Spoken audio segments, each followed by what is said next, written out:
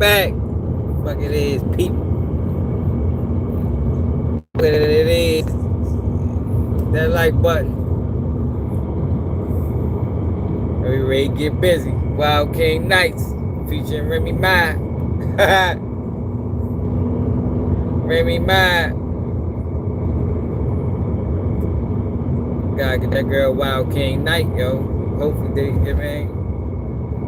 they don't get found guilty. Y'all gotta address this nigga my son too, yo. I be so sick of these niggas. Niggas be pandering for real.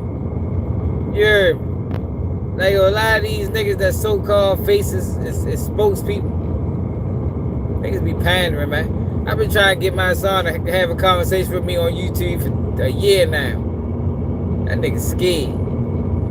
I said, y'all see you trying to build your YouTube channel up. I mean, come on over to mine.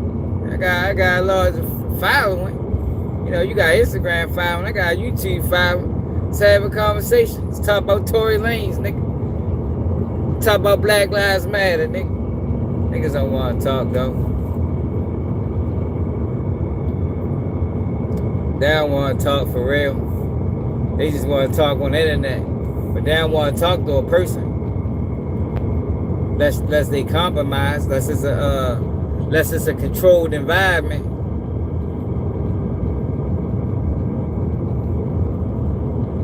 So I'm gonna show y'all what he said. I'm ready to put it to the house.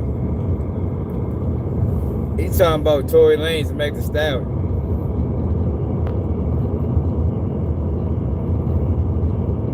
Then we got Diddy.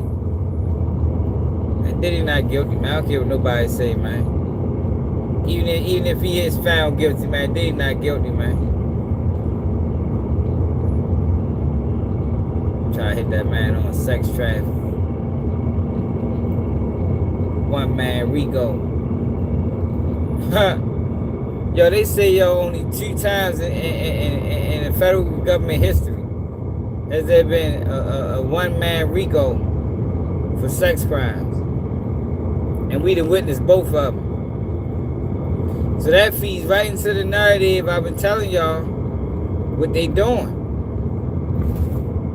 They attacking black men with this bullshit. And black people participating in it. Like typical. I mean, normal shit black people do. Participate in our own demise. Then turn around years later and be like, yo, what the fuck? They fucked us over. We got 6IX9INE still telling. Hey, I told y'all, yo, snitches don't tell once. That shit like a motherfucking... Them niggas be going on snitching streaks. That shit like a motherfucking a part-time job, yo. Full-time job.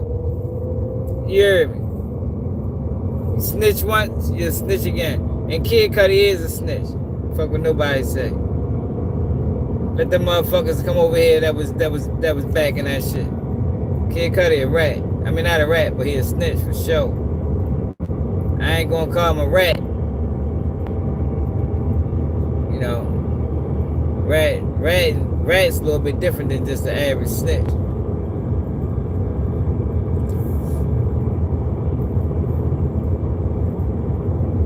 Young Thug called him a snitch, and people got on his ass, made him delete the post. Yo, people gotta understand, yo, Young Thug just was told on by his whole crew.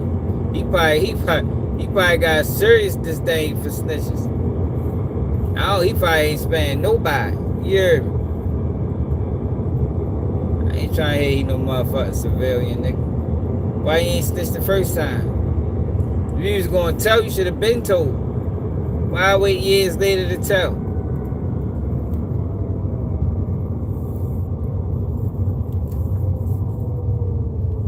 Obviously, it wasn't that deep back then. You know what I mean?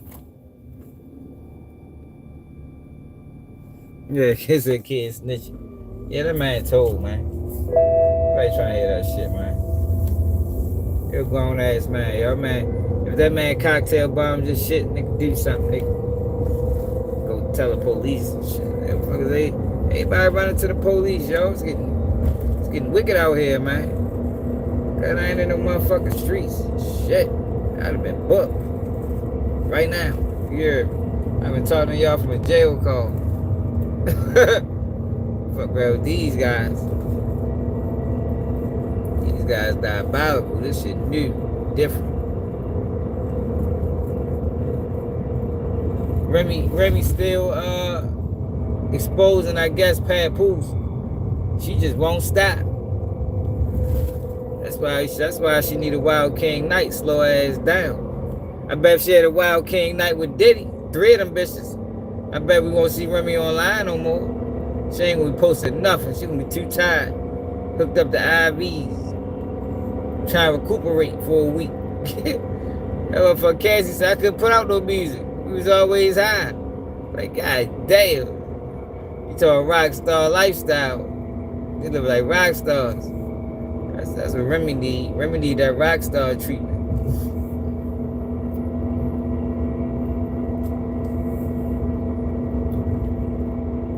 What the fuck it is though, man? Bad guy, what it do? I'll be home in like 5 minutes. Got off late today, for real. Poser got off at 12. But I don't go until 2 tomorrow, so we can rock out. At least to 3 o'clock, 3:30. It's Friday, a lot of people off work. Yo, they released the whole 15 minutes of the Diddy Cassie video. Yo, the feds is playing. I never seen this before, y'all. Like, yo, they is playing so dirty with Diddy right now. It's like they blurring all the lines. You got witnesses doing interviews after they get off the stand. Witnesses going live after they get off the stand. They releasing evidence the next day after it was used. Like, yo, we ain't never seen this before, man. Nobody's questioning it, though. But me is saying, like, I ain't seen nobody else questioning it. What's the motive? Why they ain't do this? We done seen a few federal trials. Why they ain't do this one under them? They released evidence after the trial was over. At least that's what I thought. I thought those was the rules. Nah, hell no. They breaking rules for this Diddy shit. Yo, the feds is playing a social media game. I don't know if people noticed that or not, but they playing that shit. Like with the Dirk paperwork. When Dirk put in a bond hearing, they released the paperwork from the last bond hearing. Confused the bloggers. They playing the game. They clout chasing. Feds clout chasing right now.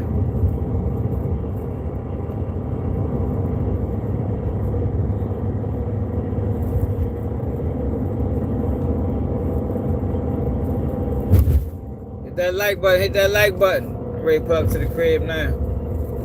Like a minute away.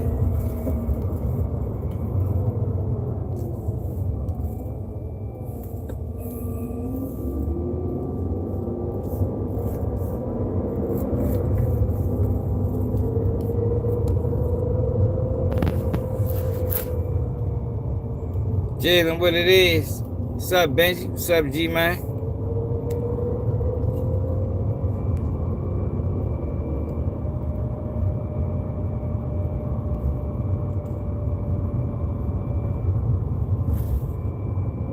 He said, hold up, I can't even hold up, Jay. He said Cassie was a fiend.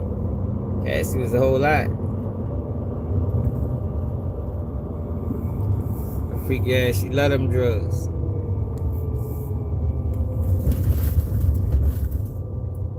And man, you mix the drugs with the baby oil. Oh yeah, we have it's a wild freak. It's a Wild King night tonight.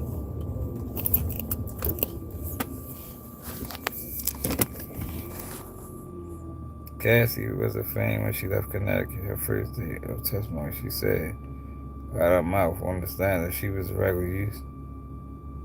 Oh, she said that?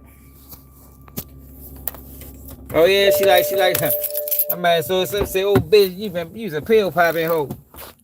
She like the motherfucker eat pills.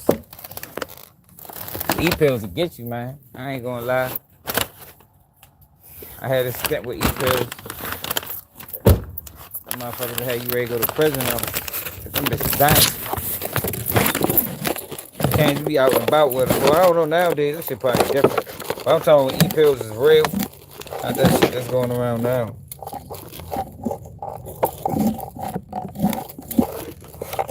I ain't gonna lie. You start taking them bitches. Start liking them motherfuckers. You in for a wild night. A lot of them bitches. She probably, matter of fact, Cassie probably the one that started Wild King Nights. Fuck around them goddamn E-pills. That's ain't some shit you think about off the pill.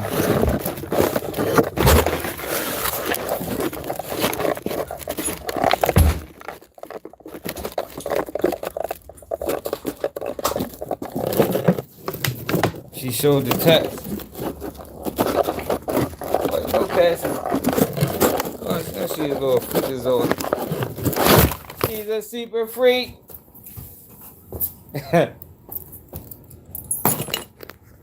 Secret freak. Oh, shit. Need to wash my hands. My motherfucking hands black. Hold up, girl.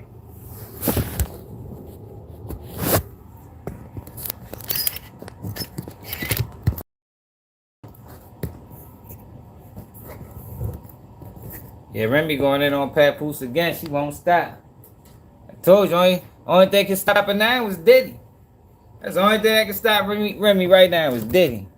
We need Diddy home, man. Diddy gotta get the streets back right. When Diddy was home, motherfuckers ain't even play like that. You know what I mean? Niggas ain't play like that when the diddler was home. Knew what time it was.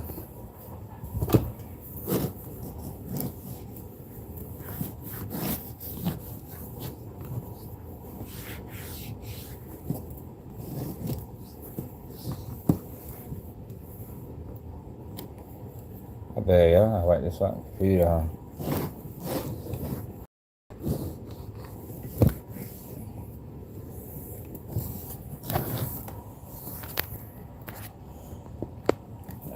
Yeah, I seen a little bit of it. I know I've been working, so I ain't seen much. I gotta fill me in. Fuck.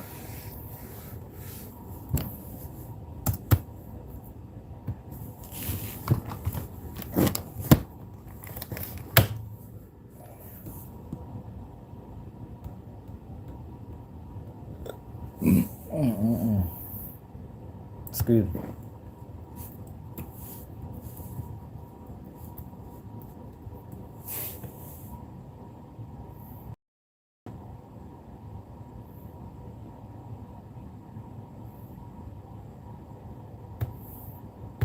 You talking about Papoose?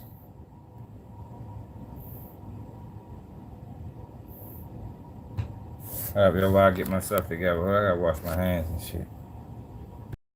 The jury is kind of listening very closely to these types of allegations. It's damning testimony because not only does it help support, as I mentioned, kidnapping, then it helps support arson, right? Arson, one of the other underlying predicate crimes for racketeering. Prosecution just needs to prove at least two. Now, talk to me about. Oh man. Again. I don't know what the fuck going on, yo. Why my computer keep being disconnected? I had this problem years ago.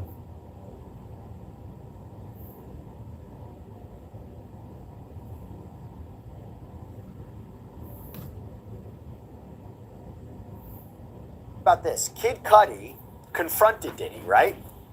There was definitely a confrontation that happened shortly after the Molotov cocktail was inside Kid Cudi's car. Hey, and I thought, just kind of circling back really quick, Jesse, is that he was actually asked, do you think that this was accidental or do you think this was intentional? And Kid Cudi said that he had believed that this was intentional. And so what ended up happening is that he said that Diddy was reaching out to him and texting him and calling him a number of times. And Kid Cudi was just so essentially at around this time that he just wasn't answering, he wasn't responding, but he just wanted essentially the drama to stop. And so he ended up reaching out to Diddy after his car caught fire because he had told Diddy that this is getting out of hand. And so what ended up happening was D-Rock, a name that we have been hearing about a number of times, one of Diddy's then security guards, and then Kid Cudi's manager Dennis had set up this meeting so that way Diddy and Kid Cudi could talk and hash things out. And so this meeting happened in Los Angeles at Soho House, something that they actually have here in New York City as well too. And Kid Cudi had said when he arrived, he met with D-Rock, who escorted him up into a room. And this is where there was kind of a little light moment of laughter, but maybe from Diddy's point of view, he didn't think it was that funny. But Kid Cudi said while on the stand that when he got into this room where he was supposed to meet Diddy, that Diddy was just kind of staring off and he looked like a Marvel supervillain, a point that a lot of people in the courtroom were laughing about, as well as some of the jurors. But did Diddy particularly think it's funny? Possibly not. But Kid Cudi had said that Diddy's demeanor, for the most part, appeared calm during this meetup. And Kid Cudi said that was actually a little off-putting to him because he said it was weird that he was acting so calm. He said that later Cassie ended up arriving to this meeting and that he was a little upset with Cassie because she didn't think that she was going to go back to him. And so during this meeting, Kid Cudi said that he didn't have conflict with anyone else at this time. So I think he kind of pointed it at this being kind of Sean Combs' fault that his car got blown up essentially. But he said after this meeting and after they kind of talked things through and hashed things out, that Kid Cudi and Diddy stood up, they shook each other's hand, and Kid Cudi said to Diddy, "What are we going to do about my car?" And Diddy responded, "I don't know what you're talking about." And Kid Cudi said that he had said this kind of relatively calmly. But after this meeting, there were no more break-ins in Kid Cudi's home. There were no more car bombs lodged into his car or Molotov cocktails. And after, he didn't see Diddy again until a few years later, surprisingly, at Soho House once again.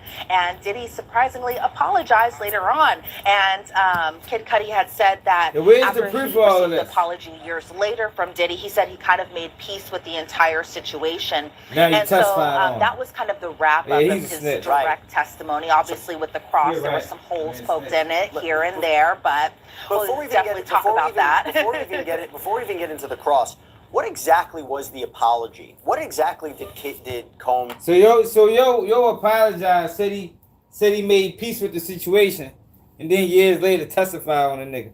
Yeah, he's a snitch, y'all. It's official. Apologize for. From Kid Cudi's testimony today, he said that he was at Soho House, again, this being years after the Molotov cocktail, that he ran into Diddy there, and Diddy was with his daughters. And essentially, Diddy had said that he was just sorry for everything, not going into much detail, not a point where he said, "I was the one who had did this, I'm the one behind it," nothing like that. But essentially, he just said that the apology was pretty quick, brief, and that he had moved on from the situation afterwards. Did Kid Cudi testify about Diddy's alleged abuse of Cassie? Well, that really was kind of touched upon during the cross-examination, the cross being presented by Brian Still, who we all know very well here at Law and Crime. But as far as what Kid Cudi said during the cross-examination, he said that Cassie never told him about sexual abuse. He said that he was in love with Cassie while the two were together, and that Kid Cudi actually never saw Diddy hit Cassie around this time. But another point that I think Brian Steele was trying to point out during this testimony, during the cross-examination, is that Diddy never interrupted Kid Cudi and Cassie when they were together. And Kid Cudi said, "Yeah, that's pretty true." Then they started kind of talking about the burner phones and whether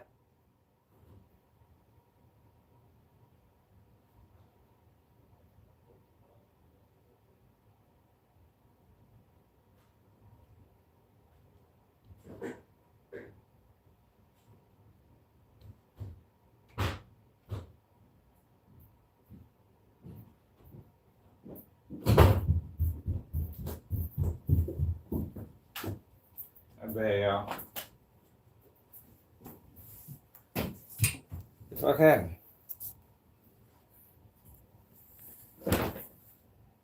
Fuck that shit paused. whether or not Cassie had told Kid Cudi that she had multiple phones, because while Cassie was on the stand, she did own up to the fact that... What? Sub-Zero Hero, he did snitch. The fuck is you talking about? He said he made peace with the situation, then he testified on him. He snitched. I ain't calling him a rat. But he definitely snitched. Because at the end of the day,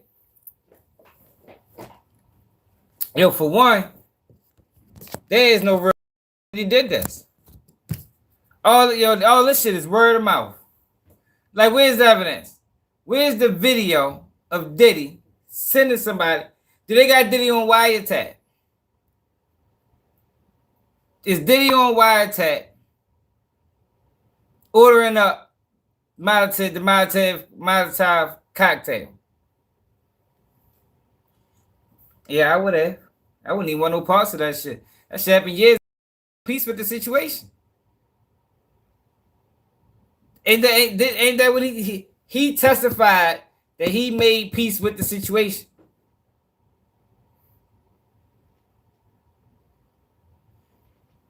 Yeah, Cassie is snake. 30 bitch. Man, fuck the face. All he had to do is deny that shit. I denied it. I denied that shit. Okay, why the fuck you put me in this lawsuit? I ain't want nothing to do with this shit, man. They is some freaks. Yeah, Cassie dirty as a motherfucker. Cassie took 20-30 million from this guy and trying to send him to prison. Man, Cassie diabolical, man. Don't trust her. Yeah. If you ever run across a Cassie in your life, run fast, because she ain't right. I'm trying to tell you. Cassie enjoyed the freak offs, extorted them for 30 million, and testified on them. Man, that's a dirty motherfucker, man. Stay away from Cassie, y'all. We ready to give up. We ready to give women like her a name. You heard me? We just gonna call her, she a Cassie. You know what I mean? Straight up, though, yo. We gotta define what a Cassie is, because she out of control. Straight up. You wanted money, you got paid. Yeah, nah, I be tripping for real. Like, no, seriously, though. Yo, we ready. That shit ready to be in the motherfucking Webster Dictionary. Cassie.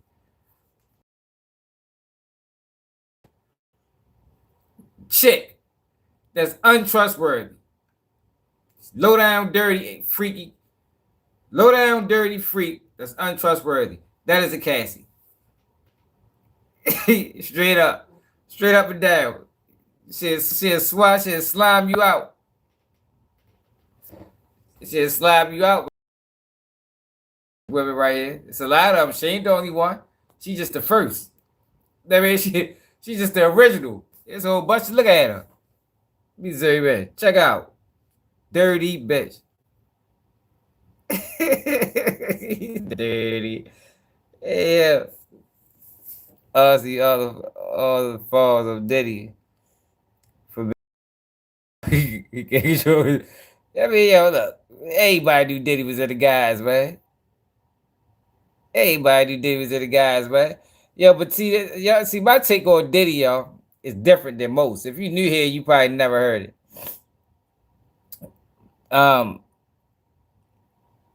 Let me show y'all something real quick before we get back, and I'm gonna go back to there. This is why I be in,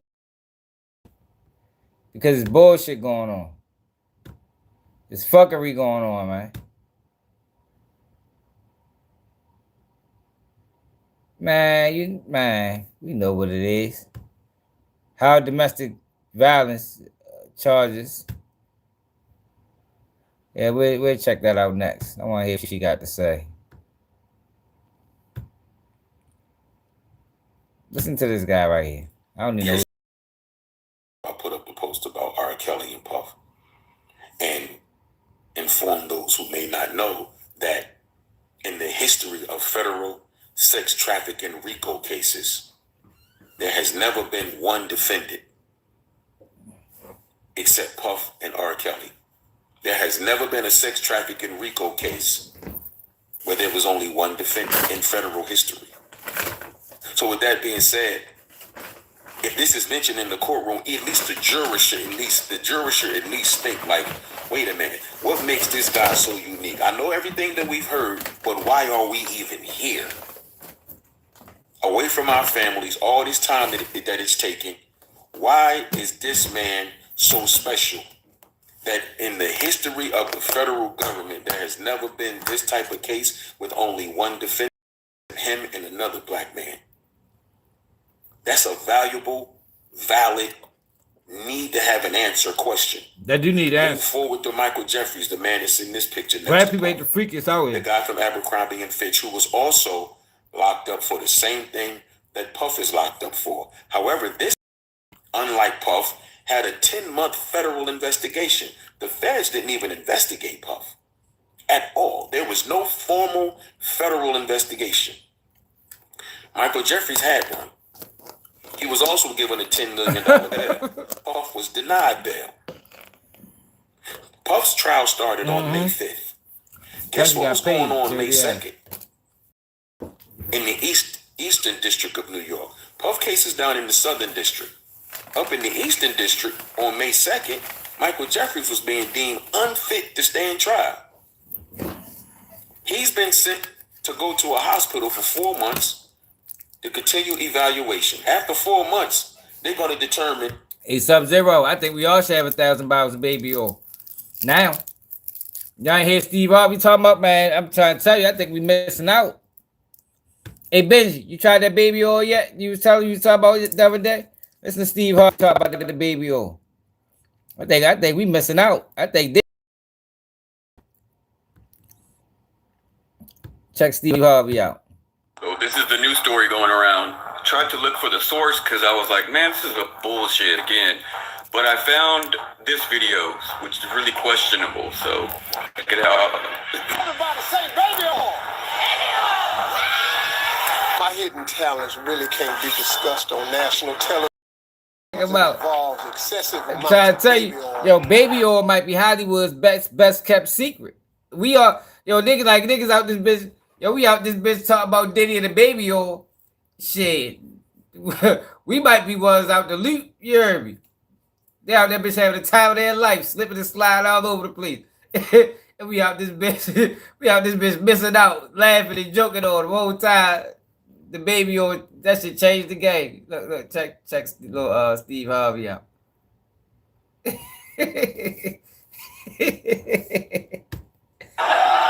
Low lights and moaning. You gotta be a baby oil professional. Now, most people don't have a microwave in their bedroom. I've installed one because I need hot baby oil at hand. Here's a couple of low budget ways to accomplish it. Run a sink full of hot water. Diddy was doing that. Lay that ball of baby oil in there for about 15 minutes. Turn it and let it heat up like that. Here's another way to apply warm baby oil. Take a washcloth, run it under the hot water till you can't stand it anymore. Then wring it out. Then saturate the washcloth with the baby oil. Then take the hot washcloth over there to the bed. Then as you need it, wring it a little bit and go to work. So this is the new story going around. Trying to look for. I told you, yo, we missing out. They think it's a game. Yeah, well, let's see what this fucking law person is talking about. Maybe get that out. That she did have a burner phone, so that way Diddy wouldn't get mad or angry at her. And so when asked, did you tell the government that Cassie had multiple phones? Kid Cudi said, I can't remember, but if I said it, I said it. A little moment where people are laughing in the courtroom. But then they kind of ended on the cross-examination as far as just, again, driving the point home that this, and I hate to say it this way, that it might have been Cassie's fault for pointing to his phone, because Cassie was the one that gave Diddy Kid Cudi's address according to testimony today. So hold up. Cassie committed another crime. Hey, don't start that shit. Cassie dropping lows? Hold up, y'all. Well, we gotta change. Yo, Cassie diabolical. Yo, so she out this bitch dropping low. She fucking niggas, dropping locations, extorting niggas. Cassie need to be on trial. Take Diddy off the trial. Put Cassie on straight up, because I think she committed more crimes than Diddy. Yeah, I'm convinced that Cassie committed more crimes than Diddy, man. For real. Yo, she dropped this low. How you gonna fuck the nigga? That's like some shit you do with the chick from the hood. You know, you send her on little missions. Look, I want you to fuck him, then I'm gonna rob him. Yo, Cassie a dirt. Goddamn Cassie, yo, look at this. You would have never expected she act like this. Look at her face. Check out. Look at her, man.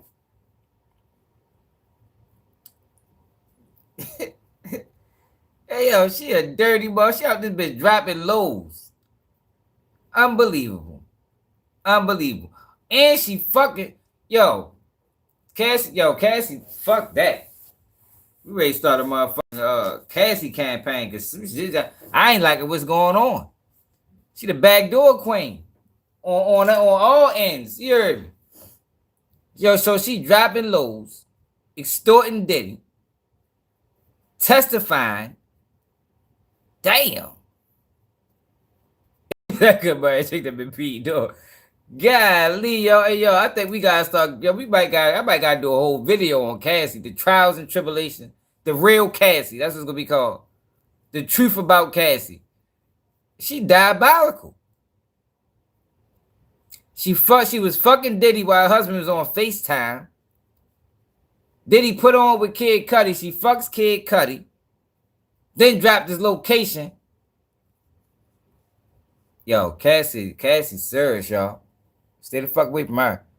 Get a close-up look on her, yo. So if you ever see her again, run. I think as far as just the big points of the cross-examination, it felt like they were kind of turning this to Cassie's fault, and this was Cassie, the reason that this had happened, because she was the one that gave the address to Diddy. Look, she's dropping also low. Trying to say, she was the one who played you. Like she played. The motherfuckers go to jail for dropping locations, man. Yeah, they gotta do a movie called Wild King Nights starring Cassie. Like she gotta play the role though. Like we don't want no stand-ins. You got to play it. Can't nobody play it better than Cassie. Straight up. It's like she's the manipulative one. She's the one who can't be trusted. And I think that's something that they've been building up a lot, talking about her filing a lawsuit against Combs and that she might have ulterior motives and, the burner phones. And that could be a dangerous strategy, but it's an interesting strategy nonetheless. Look, that's what the defense saying. The defense like, hold the fuck up now. Hold up. This girl that committed hella crimes out this bitch. Fuck you, man, Diddy. Fuck that. This should be the trial of Cassie. Sneaky ass. He said she never told Kid Cudi that she was sexually I don't even think it should be accessory, man. She was extorting niggas. The prosecution's case, and I also understand they asked a little bit more about was there further investigation into the central file. That is what the defense said. Look, listen to him. He's also asked about strategy nonetheless, and it happened because she was the one that gave the address to Diddy. And also trying to say, she was the one who played you. Like she played Combs. Like she's the manipulative one. She's the one who can't be trusted. She dirty. And I think that's something that they've been building up a lot, talking about her filing a lawsuit against Combs and that she might have ulterior motives and, the burner phones. And that could be a dangerous strategy, but it's an interesting strategy nonetheless. And, focusing on the fact that she said she never told Kid Cudi that she was sexually abused, which is a key component of the prosecution's case. And I also understand they asked a little bit more about was there further investigation into the central firebombing of your car. He's also asked about DNA, I think. And so I could see where they were going with the cross-examination, but the points were well heard by Kid Cudi's testimony. So now I want to move into the other testimony. And I actually want to backtrack because the day started with the continued testimony of George Kaplan, right? Diddy's former assistant, very important in a racketeering case. If you're going to be talking about racketeering and the criminal enterprise and that Combs used his businesses and his resources and his employees and his staff to further criminal activity and cover things up, you got to get the inner circle to testify. Now, my understanding is he testified about some specific violent incidents, right? What did he describe? Yeah, so George Kaplan, when we see him inside the courtroom today, he was wearing an olive-colored green suit. He had no tie on. He's kind of looking around waiting for the jury. But as far as just my impression of him while he was on the stand, you could tell that he had still had love for Diddy, who used to be his former boss. And it was just kind of an interesting moment. But he had recalled just two incidents about why he essentially quit his job. And the first one happened in 2015, where he was on Diddy's private jet because, again, Diddy has a lot of money, so he's able to have his own private jet, and they were flying to Las Vegas because Diddy had a club appearance during this time. And so they're on Diddy's private jet. It's not just Diddy and Cassie, but there are other people there too. George was there, security was there, management was there, and then other team members of Diddy's were there as well too. So George said that he was sitting kind of at a table towards the back of the plane, but Cassie and Diddy themselves were behind this partition kind of also towards the back of the plane. And then all of a sudden George heard glass breaking. So he said when he had heard this glass breaking, he saw Cassie on her back on the floor and Diddy was above her.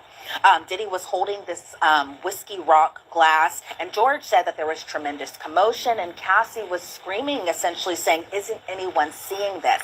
And George said that he did nothing in this situation. He didn't de-escalate the situation. He didn't try to help Cassie. He just looked away. Cassie said again, "Isn't anyone seeing this?" And nobody on that plane did anything to help her.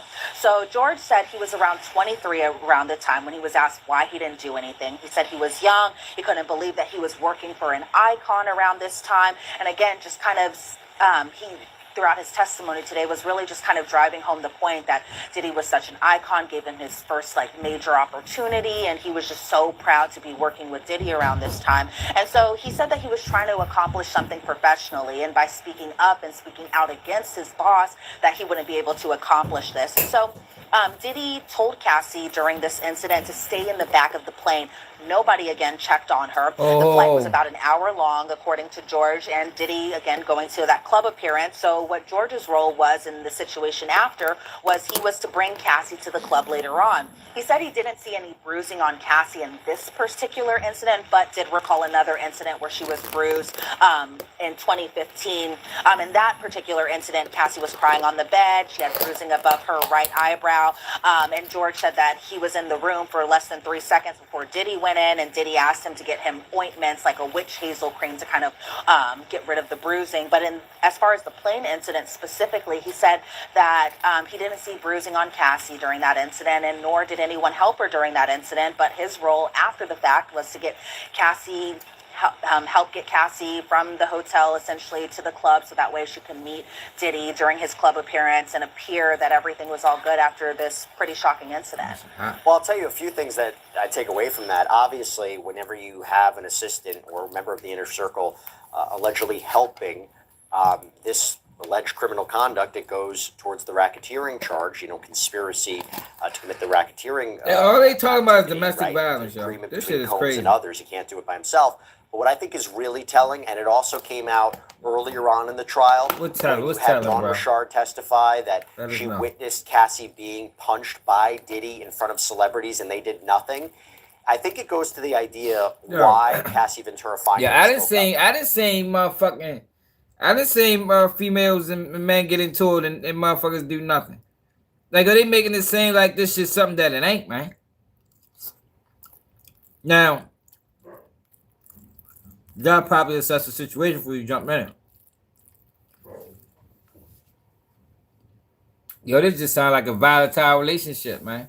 A freaky one, though. I mean, you gotta make sure you throw that in there. It was real freaky. But it was volatile as well. Why she didn't fight back, why she didn't leave. Because the allegation would be, if these people are not stepping in, how on earth could she feel protected to do anything? I mean, if Combs, it shows the power of him. He's able to do these things, and nobody does anything. Nobody steps in. He What do you make a expect him to documentary do? about Now, I'm not LPG saying that. I Brick. think that's the prosecution, an argument they're going to move forward with. But again, this is just another symptom of that. It's another characteristic Jamie of it. Foxx testified. Real Hell quick, no. on cross-examination, though, did they question him about the Nah, fact this ain't that no this gang wasn't channel. for the benefit of a We don't criminal gangbang over enterprise, here, right? man. It wasn't for the benefit of Sean, because I think that's a key component there. If you're saying there's a criminal enterprise, everything that they do has to benefit. Everything they do has to benefit the Combs businesses or Combs himself. Didn't they get into that a little bit? Well, as far as the cross-examination The goes, police. I just got to tell you, Justice, Hell, sometimes with the geeky, defense and their police. questioning, I never know where they're kind FBI. of going with this. Because even during Cross, which was done by Mark Agnifilo, there was just a lot of, it felt like ego boosting of Diddy and just the role that he had had essentially in this world before all the allegations came out, before his arrest, before the indictment. trial, because there was just a lot of talk just about his career around the time, how he was a mogul. He had handled all these different businesses and clothing and lifestyle and television. And so there are a lot of times where they were just essentially talking about Diddy's businesses, and Diddy seemed to kind of really enjoy this testimony where they're just kind of reminding the jury just the impact that Diddy's businesses had, including just diversity, and how that was important to Diddy, and how George Kaplan really was proud of his work while working with Diddy under Combs Enterprise at the time. And Yo, what the as fuck, far as Combs just getting Enterprise? into just some of the Yo, responsibilities so Cassie that was he the had, head of Combs and that, Enterprise. he had a checklist for everything, and he was asked about the other members of Diddy's staff, including the CFO of Combs Enterprise. He was asked about Diddy's friend who worked at Revolt. He was asked about the CEO of Revolt. He was asked about James Cruz, Diddy's manager, and just the roles that they had played in kind of helping Diddy just essentially throughout his career and get to him to where he is, Hey, Gerard, where you see that or where at, he yo? was at that point in time. They touched base a little bit about Christina Coram and how that George and Christina had this professional relationship, and that he essentially learned to do the job from Christina Coram's guidance. That was something that he had said on the stand today. He said he did speak to Christina about the violence, and she expressed sadness when he would hear that Diddy was essentially physically assaulting his girlfriends, but she had no endorsement of Diddy's behavior, which I thought was an interesting point they said under cross, mainly because Christina Coram worked with Diddy until essentially just recently. And so George said that it was really sad that these incidents had happened. I'm trying to tell you, Cassie supposed to, they need to swap out mid-trial. Mid-trial, swap Cassie out for Diddy. Straight up. Same charges, same crimes, everything the same.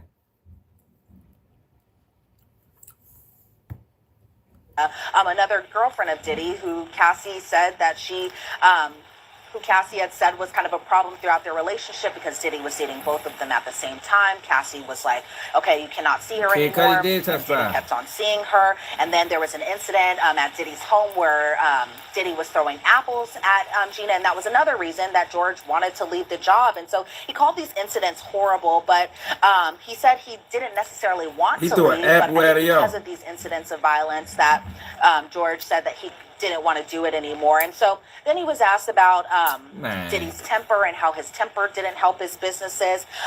George was kind of pointing out that he had never worked harder in his life, than he had worked with Diddy around that time period. Who the defense asked, was that a good or a bad thing? George said, I can't really answer that. They brought back the water incident where George was asked to get Diddy the specific alkaline water. He filled half of the gallon with water, or he filled half a gallon with one bottle, another half gallon, and then combined the bottle. Diddy didn't like it, threatened his job at that time, but didn't necessarily. Come on, yo, you can't fuck up the baby oil, my nigga. Like, yo, you gotta fight his ass too. Important as the baby oil is to Diddy, you better not fuck that shit up. Fuck you, man. We need that shit. Really answer that. They brought back the water incident where George was asked to get Diddy the specific alkaline water. He filled half of the gallon with water, or he filled half a gallon with one bottle, another half gallon, and then combined the bottle. Diddy didn't like it, threatened his job at that time. Yo, I didn't just asked you. Won't you tell me, bro? George himself. And so, as far as just the temper issue, I seen Sister Tell was talking about it, but the temper was kind of they be lying for him to kind of handle around this time because he's in his early 20s. Well, he's working for Diddy at this time, but then there were points during the cross where he said that Diddy was kind of inspirational, and that even to this day, or maybe possibly prior to his arrest, that George would wish Diddy well. He'd always tell him happy birthday. He invited Diddy to his wedding. Diddy didn't respond. And then just yesterday, just a little that's why he testified. They were talking about. So he mad Diddy. He mad he got married. Diddy ain't respond. That's what it was. All these motherfucking disgruntled employees, man. About Biggie Smalls, Notorious B.I.G., and they were talking about how most of Diddy's staff members on that day, which was yesterday, May 21st, that most of those staff members would actually get that day off because it's Biggie's birthday. So when they're talking about Biggie, Diddy's smiling inside the courtroom. He's kind of nodding. Yo, who's testifying? You never say who's testifying. Jovial than he was, especially when Kid Cudi was testifying. But it seemed like, as far as from George's standpoint, really the only reason he left the job was because of these incidents of physical violence. Yeah. However, he didn't necessarily step in to help with those acts of violence either. See, I think that's key for the defense. If they want to say that his temper, what he was doing, was not to benefit himself, was not to benefit the criminal enterprise. This wasn't a good thing. So it kind of defeats the prosecution's argument that all of this was beneficial. All of this was for a common purpose. All of this was, a good thing for the criminal enterprise. If you could think about a mafia organization, right? So if they were engaged in a series... Yo, we ain't doing that. We ain't doing that, y'all. We is not going to relate Diddy freaking off to the mob. We ain't ready to do that on. Nah, fuck no. I'm going to skip that. We ain't got to hear that argument. Oh, did she see injuries? And were these injuries that she covered up with makeup? Talk to us about what the makeup artist said. So Mila Morales is a makeup artist, and she's been one who has been lying like a motherfucker. Just tell me all that bit pushing the false narrative. She been pushing false narratives for a while now. I'm on her ass. She know. Over that bitch pushing false narratives on people. Sister Towers was talking about Tony Busby was the best thing that ever happened to law. You know what I mean? Hey, shut up! The minute her them lawsuits start breaking down, she just moved on past them. I say, damn.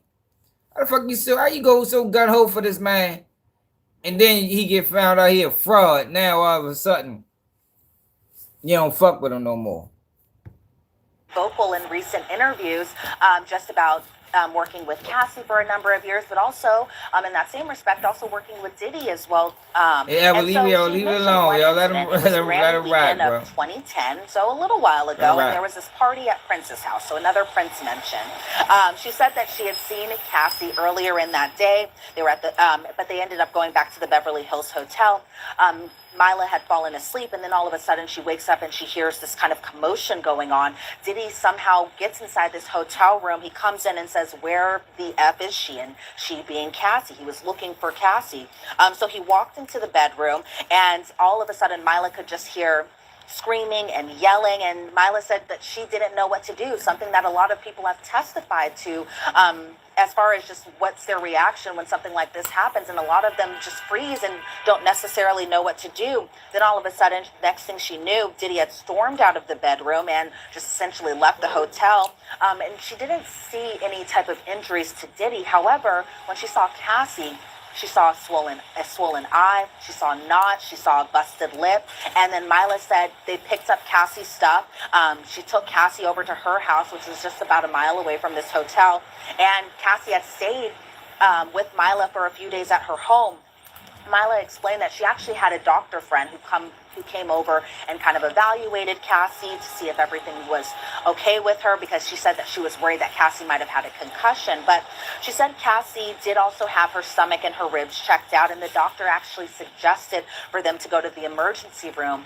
They didn't go to the emergency room because Mila said around that time she was afraid of Diddy, and that at the time she had feared for her life. But then there was kind of an objection. That objection was sustained, and so they kind of brought that back in again, where Mila explained she didn't call the police because she feared for her life. And so afterwards, when Cassie left Mila's house, they didn't acknowledge the situation or anything. Man, I would go wild too. Mila and Cassie specifically didn't acknowledge what happened. Mila and Diddy never spoke about this incident. However, this was an incident that Mila Morales did talk about in TV interviews, because she was asked about that under direct examination. But Mila explained that she wasn't paid to do the interviews. However, she did provide a photo to a news outlet of herself and Kim Porter, and said that she was paid $1,000 for those photo rights. And I think that the government tried to get ahead of this because they knew that the defense was going to be asking about this during her cross-examination. But as far as this particular incident in 2010, it seemed that it really impacted Mila, but that was the one incident that she had spoken about while she testified today. Yeah, I knew the defense was gonna have a field day with that, because the idea that she kept doing the video rounds and was getting paid for the photos, it would suggest she has a financial and reputational incentive to be a part of this story, to maybe go forward with these allegations. Goes to her credibility. The final witness I want to talk to you about is this hotel manager. Okay, I believe the name is Frederick Zamore. Apologies if I mispronounced the name. But my understanding is this person revealed, Diddy allegedly used aliases to check into hotels, right? What were the names that Diddy allegedly used, and why does it matter? Moore came into the courtroom today, I didn't necessarily know where his testimony would necessarily go. All we knew about him was that he was an employee at a hotel, but didn't know where that would kind of lead to. And so it was just a lot of exhibits with a lot of just kind of logs and documents just about everything. So some of the names that we had seen from the exhibits are just names related to Sean Combs. We saw that the name under the reservation would be under Orion Lopez. So many of the name changes attached to that profile of Ryan Lopez, also for Sean Combs. And so we saw names including Jackie Starr. We saw Sean Combs. We saw Sean Combs be changed to Jackie Starr. We saw Jackie Starr be changed to Sean Combs, and then it was later changed to Ryan Lopez. And then we saw check-in logs. We saw checkout logs as well, too. And there was just a lot of just quick documents that we were seeing. And they were just so small to read. But a lot of the big names that we saw, again, being Jackie Starr, Sean Combs, Ryan Lopez, Frank Black, a name that we know that Diddy used as an alias a number of times in a lot of other different circumstances. Man, Frank Black. Those were the big names that we Frank saw, White. just a lot of those like documents Biggie. with the He was very Frank small Black. print on them. Also, another interesting thing that we saw, Jesse, was some of the profile notes. And those were essentially just a long list of notes attached to the profiles, normally about kind of the usuals that the guests would have when they checked into these hotels. But for this specific profile note that we saw things like always spill candle wax on everything and uses excessive amounts of oil, but didn't specify what type of oil, just said excessive amounts of oil. Place the room out of order upon departure for deep cleaning. Mo goddess. Yo, we ain't ready to do that. Yo, we ain't ready to do that, yo. Y'all gotta start watching them bloggers that's pushing lies. Y'all gotta start watching them bloggers that's pushing lies, man. Like, yo, we don't know anything about other than what the fuck they saying in trial right now. Yeah, man, we don't know nothing about no Justin Bieber. We don't know nothing about no Usher. We don't know nothing about none of that shit. And none of them people vouch for any of these claims that have been circulating online. All we know right now is Diddy is a domestic abuser and he's a freaky motherfucker. Like, that's it and that's all. That's all we know. And we don't know if he ain't made no money. And what kind of enterprise don't make money? Like, that's what the enterprise did. Enterprise normally profited.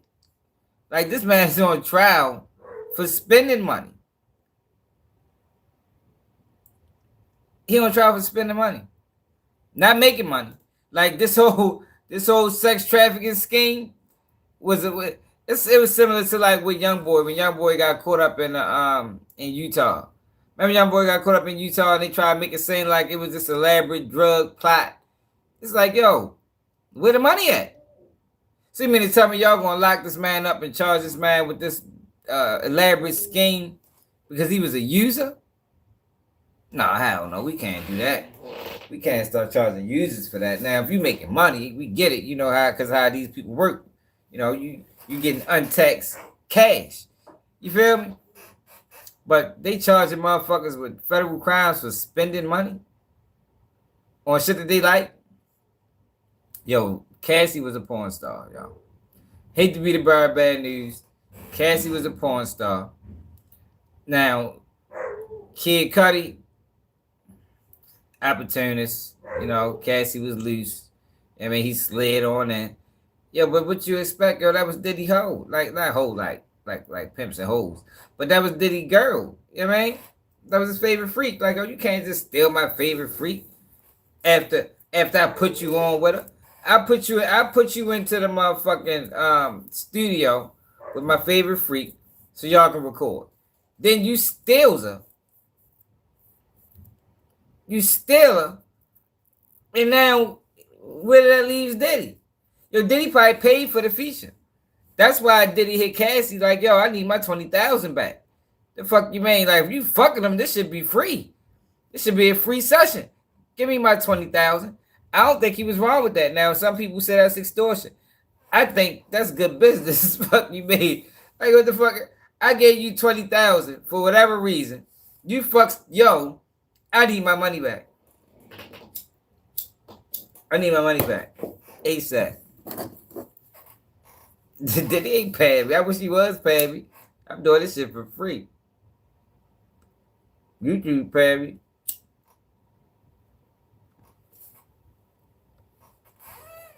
What he was, baby. I take payment to speak how I really feel. You know what I mean? Now, if I didn't really think this way and feel this way about the situation, no, he couldn't pay me, right? You can't pay me to push a narrative. Now, you can pay me if this is already the route I'm going and you like, oh shit, I'm gonna put some money behind it. Yeah, I take some cash. But if I really believed that Diddy was being fairly prosecuted, he couldn't pay me to say otherwise. You know what I mean?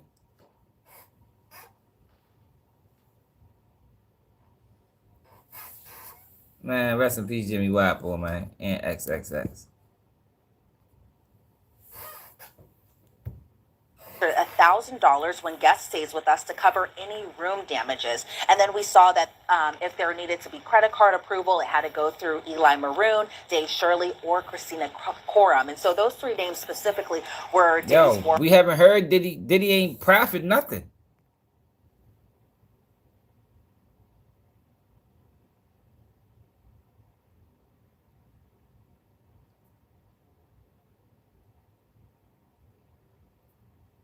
His lawyers ain't even on that in court. They be getting laughed at. Who got fired, yo? Yo, where you better not be watching Tissa Tales. Yo, if you watching Tissa Tales for your Diddy news, yo, you are being misled. Cause she is giving one side. She just as one-sided as me. But I make I'm one-sided. Like, yeah, we ain't gonna play with it. Like, I'm one-sided when it comes down to this shit. Like, we ain't looking for both angles. We ain't doing none of that. But at least I'm going to tell you. I ain't going to create this narrative of, yo, Diddy might lose the case.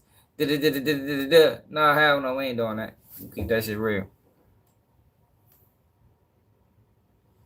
What the fuck was Chopper doing that court? Like, yo, what the fuck? Like, what is this, yo?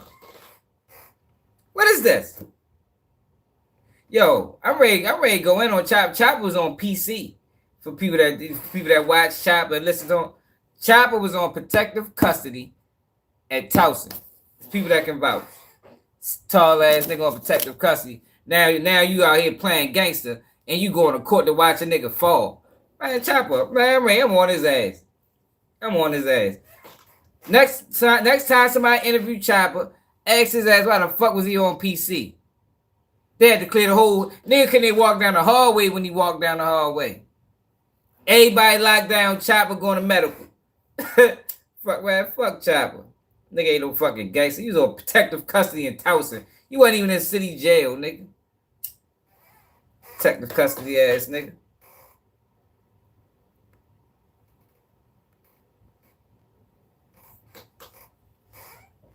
Anybody can vouch.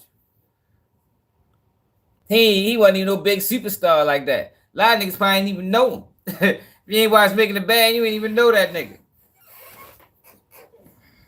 Oh, this bitch on PC. Now he want to be going to court. All these interviews, ask the nigga why the fuck was he on PC. Say, yo, keep it G News, say, yo, you was on PC at Towson. Why? Don't ask him is it true, because it's definitely true. Ask him why. Why did you feel the need to be protected in Baltimore County Detention Center at 6'5"? Scary ass nigga. Fuck Chopper.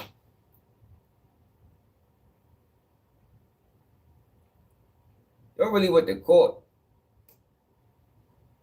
Yo, these niggas weirdos, man.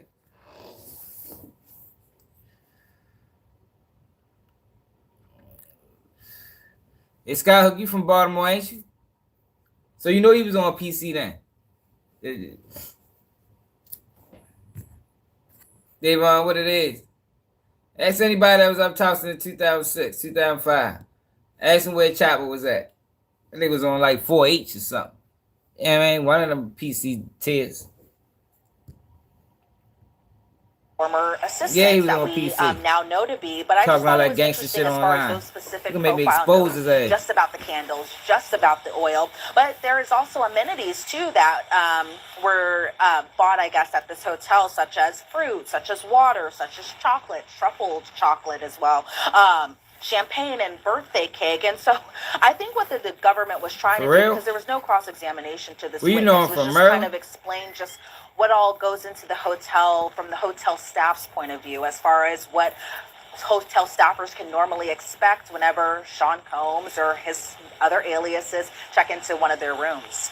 What a day. What a day. I mean, if people thought that week 2 of this trial was going to be slow, they were wrong. So now we go into what's next. Yo, What but is why next? they not ever giving a defense account of what happened? He is from New Orleans, but he was locked up in Baltimore. His mother from Baltimore. His mother from Baltimore. He got locked up in Baltimore. I don't know what I don't know what. I think he beefing with a girl or something. Then they gonna protect the custody.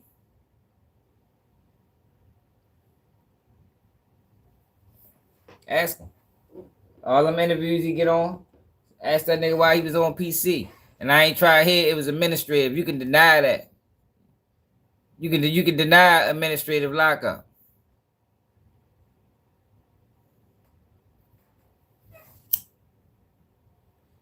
Kodak Black was on PC too. Tired of these niggas, man. Like I be tripping off of them. Like they only gangsters when it's beneficial. Motherfuckers tough when it's beneficial. But they get behind that wall, they be checking in. In this case, Elizabeth.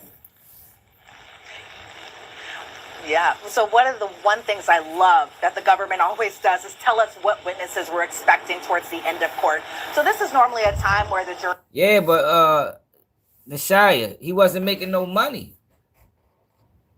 I thought sex traffickers pimped hoes. You know what I mean? Like, yo, y'all allowing the feds to change the definition of sex trafficking to fit more black people under it. There's only 2 people that have been charged with a federal RICO, a one-man federal RICO, and that's R. Kelly and Diddy. That shit don't raise no alarms. 2 black men. Then if you go back to the Mann Act, another black man. What's the dude's name? I forgot his name. Like, oh, these are outdated racist laws. Look. Who was the first person charged federally with the Mann Act? According to Wikipedia, October 4th, 2021, 3 men from Leinster, The Mann Act, federal law.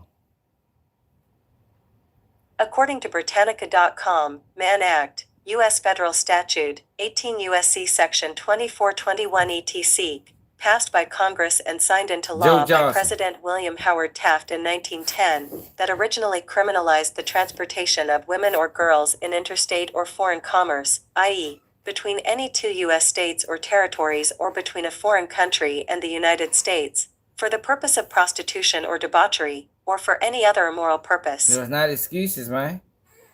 It ain't no excuses. It's just the reality of it. See, this is the thing. We gotta look at the big picture. Like, people is looking at it on a small scale instead of looking at the big picture. The big picture is the feds is changing the definition of sex trafficking. They're changing the definition. The feds is alleging because of domestic violence and Diddy financial means that there was no way that these women could have consented to sex. That's not what they say?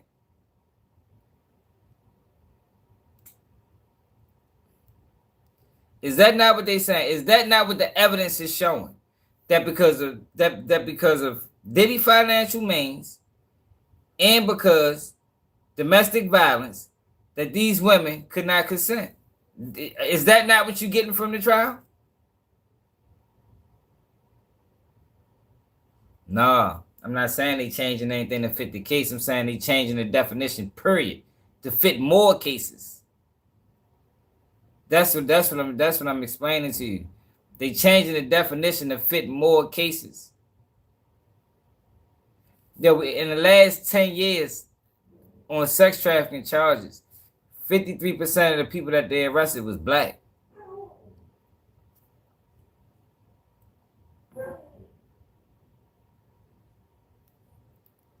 So they prosecuting him for being a bad person.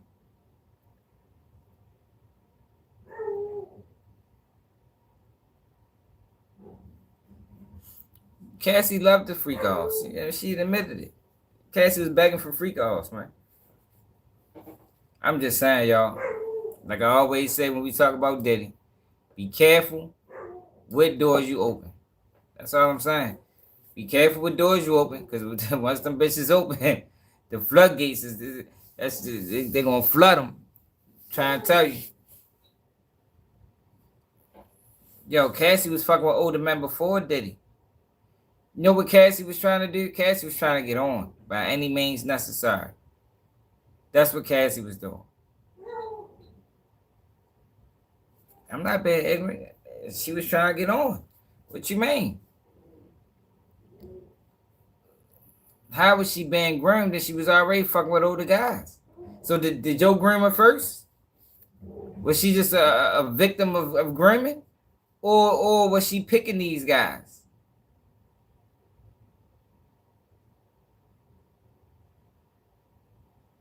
You understand what I'm saying? I can go with the narrative of grooming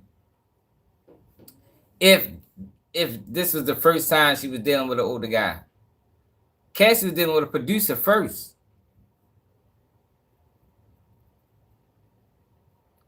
And you making it personal. You making it personal. That's the problem with black people. We personalize and internalize everything, and we start looking at our own life and making decisions based off that. This ain't that. You know what I mean? You gotta look at this situation for what it is. This is a girl that wanted to get on. And she was and her intentions was to fuck her way to the top. Now what happened in the process is she ran into a freaky motherfucker, and she was trying to do whatever she had to do to please him.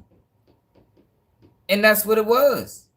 I ain't talking about the domestic violence, because Diddy not charged with direct domestic violence.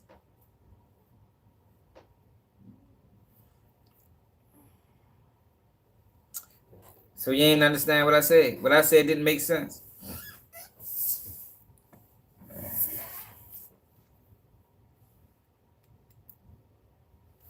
That didn't make sense. That's like, okay. You believe so? I'm trying to tell you. Cassie tried to extort Diddy. What? So like I said before, they say Diddy was holding tapes, right?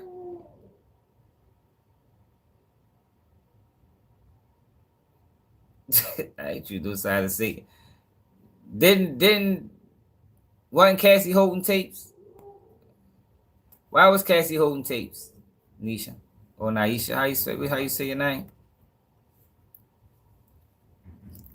Why was Cassie holding tapes?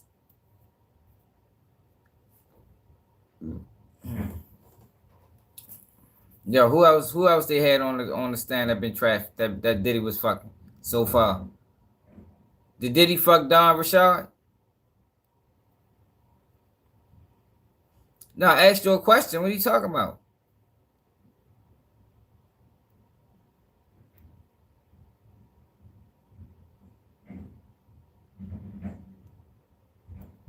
Cassie told him not to call the police.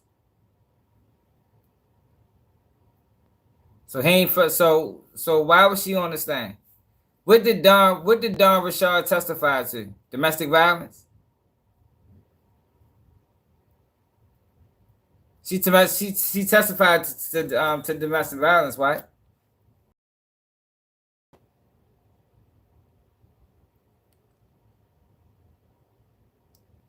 Domestic violence.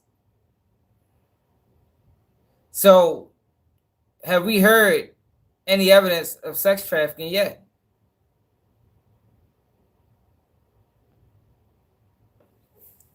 What evidence have y'all heard of sex trafficking?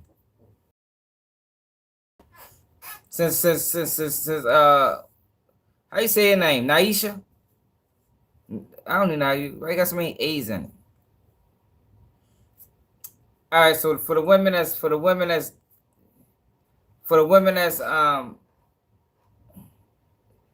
taking a stance of justice, right? What are the phases? What is the phase? How is this sex trafficking?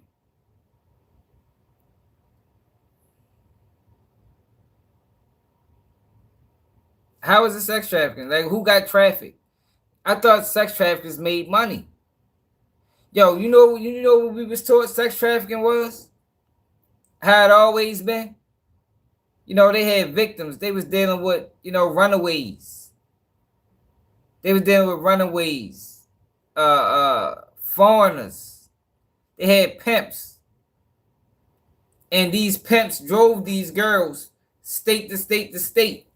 Or they was on some type of website where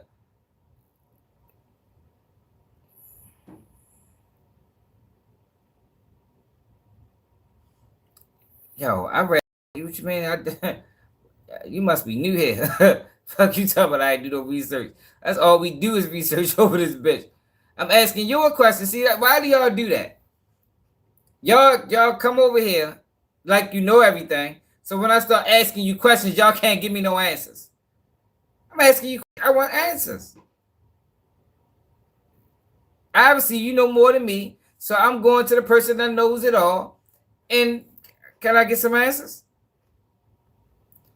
What, okay, butterfly mama, what evidence? I know. What evidence have we heard of sex trafficking in week 2?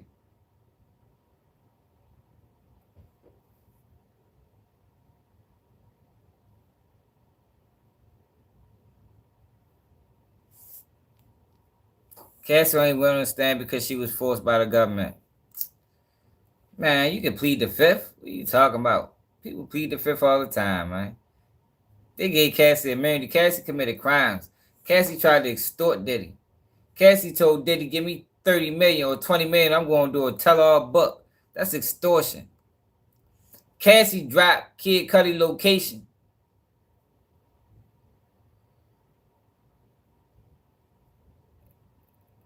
What you mean, man? Cassie ain't no motherfucking victim. Cassie is a fucking co-defendant. Yeah, she tried to extort. That's not extortion. So if Diddy told Cassie, look, I'm going to release these tapes, won't he be? If Diddy called Cassie and said, look, give me 30 million, Cassie, I'm releasing all the tapes I got. Would that not be extortion? When Diddy called, matter of fact, ain't that what they called extortion? When Diddy said he wanted his 20,000 back, he was going to release tapes. Didn't they say he extorted her? So how is it not the same? How is it not the same? How is it extortion when Diddy does it, but it's not extortion when Cassie does it? Come on, y'all gotta make sense. Y'all being emotional and not making sense. How is that not extortion? But they saying Diddy extorted Cassie's mother. She gave him a copy of the book. He refused to read the book. On the last day she could file the lawsuit, she did. When he realized she wrote the book, then but that's not, no, that has nothing to do with what I'm saying. What I'm saying is, Cassie was going to release the book.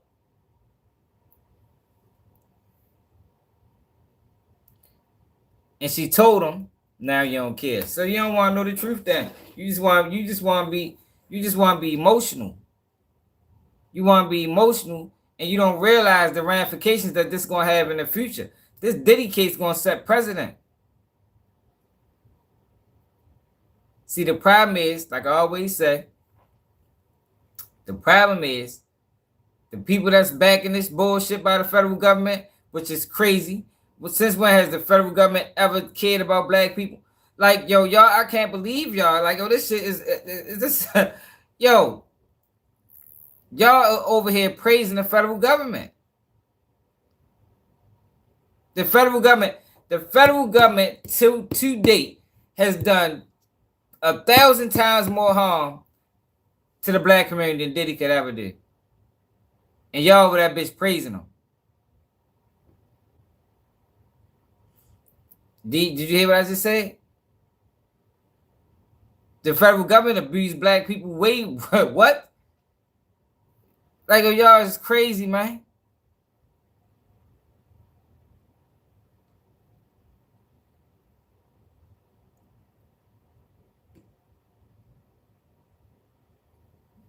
No, she didn't do it legally. What you mean? No, she didn't. She didn't do it legally. That wasn't legal. That shit was extortion. That was extortion, man. Diddy ain't pay the money till the video came out. I mean, till the lawsuit came out. That was extortion. Give me some money, or I'm doing a book. If you don't pay me, I'm filing a lawsuit. That's extortion. I ain't one track minded. See, you can't answer none of my questions. Then why are they coming after him now? Do you want to have that conversation? Why are they really coming after Diddy? For the people Why are they really coming after Diddy? Butterfly Mama, and not Shia, or not whatever, however you say that shit. You didn't answer nothing. No, they ain't coming at Diddy because they got evidence. They coming at Diddy because Diddy came after the fucking liquor company.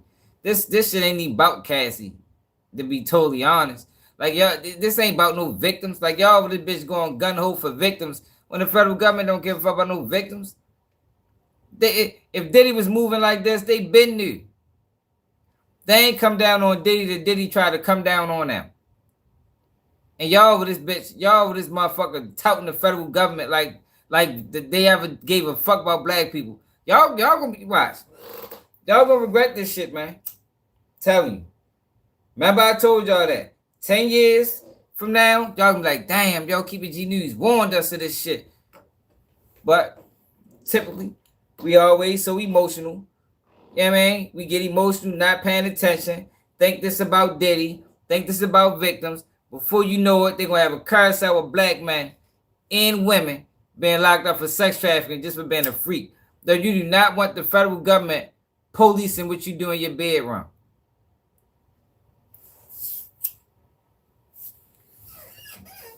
I don't think that's what people want. But that's what people going to get if Diddy get found guilty.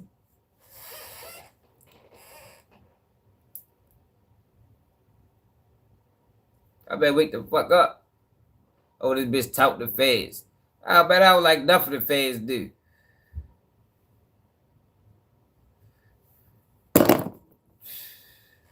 You talking he prayed on his own. We talking about the federal government. If you compare what the federal government did to what Diddy is doing, you compare the federal government with the federal government. Let's federal government to black community Diddy. Federal government Diddy. Yo, the federal government ruined the black community. And y'all over this bitch motherfucking praising them. Like, y'all is crazy. But like, what's wrong with y'all, man?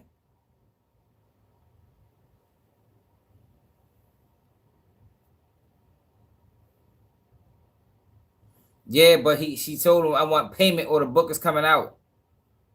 That is extortion, mama. 38. She said, either pay me or the book is coming out. That's extortion. Like, why can y'all keep it real? You right. Hey, you see, but you see what you just said? I agree. How many black people can afford that? So if Diddy get found guilty with this high-powered legal team, what's going to happen to the other guy that can't afford that? The other guy that don't have a voice. The other guy that they do this to that nobody's ever going to hear from. Man, y'all better wake up. All I'm going to say is, I told you. All I'm going to say is, I told you.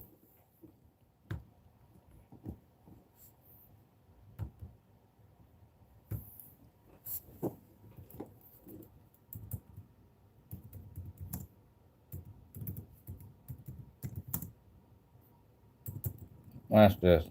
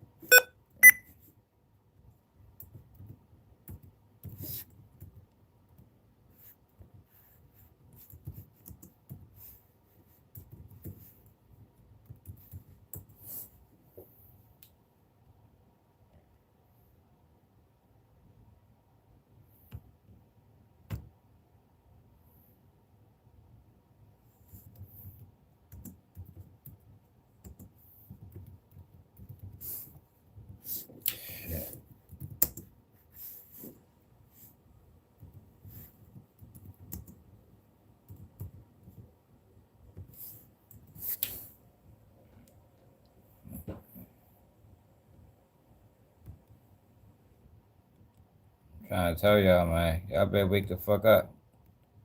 Before it's too late. Before it's too late. Just like how they got us.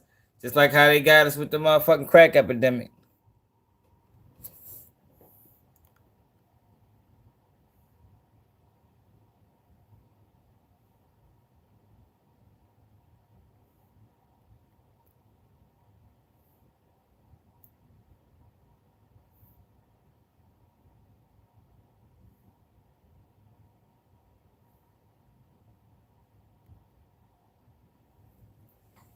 What y'all, damn, what the fuck, my bad, y'all.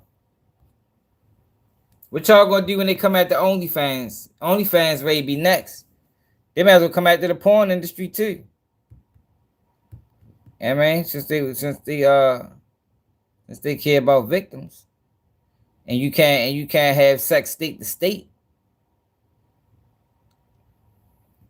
Ain't OnlyFans models getting paid? Ain't OnlyFans models getting paid? They're not being sex trafficking. They're not being sex trafficked.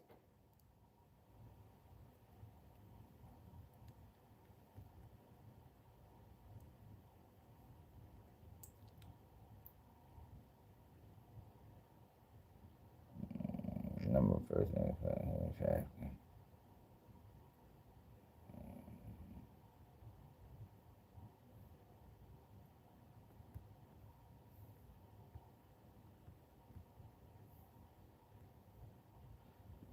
It says, out of 203 defendants charged with slavery, whatever this word is,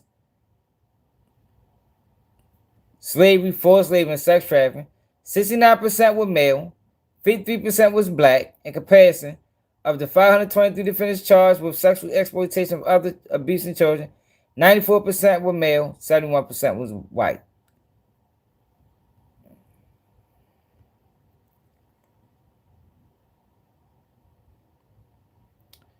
Let's see this. The number of persons investigated and prosecuted for human trafficking offenses increased from fiscal year 2012 to 2022. A total number of 1,912 persons were referred to United States Attorney's Office on human trafficking offenses in fiscal year 2022, a 26% increase from 1,500 persons in 2012. You see what they're doing? You see what they're doing, right?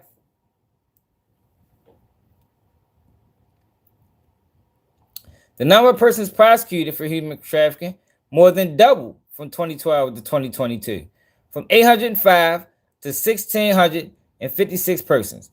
The number of persons convicted of human trafficking offenses increased from 578 persons in 2012 to 1,100 persons in 2022.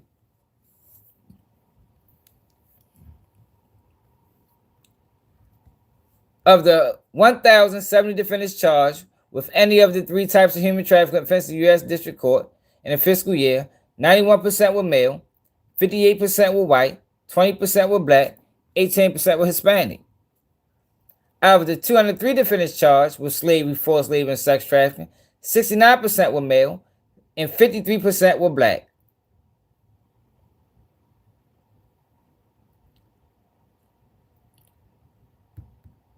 I better wake up, man. The federal government ain't never served the interests of the black community. Ever. And y'all with this bitch praising them. Y'all crazy motherfucker, man. Fuck the feds. This bitch praising the fucking feds for attacking the black community.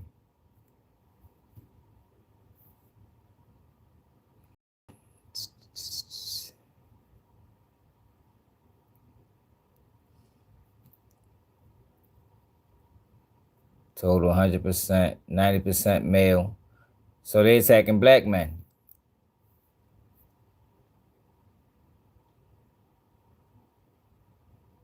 $105.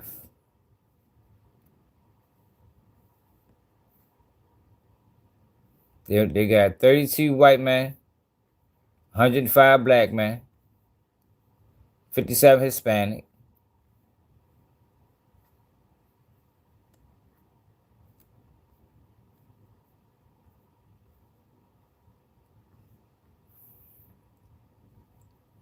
Y'all better wake the fuck up. Better wake up. See what the fuck going on. Before you know it, they're gonna be coming to get your motherfucking cousin for flying bitches out.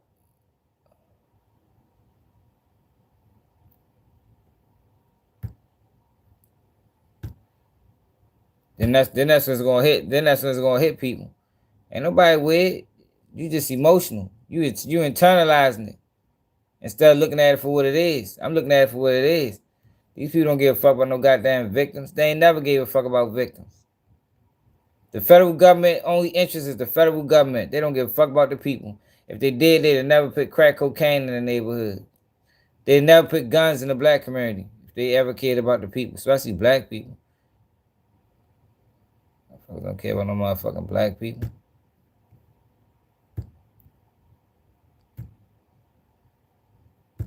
They'd have never fucking killed Malcolm X.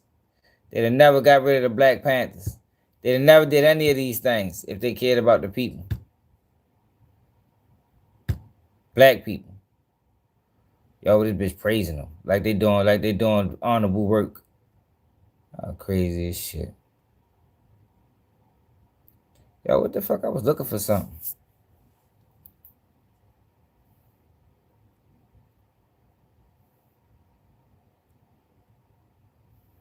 I wanted to see what she had to say.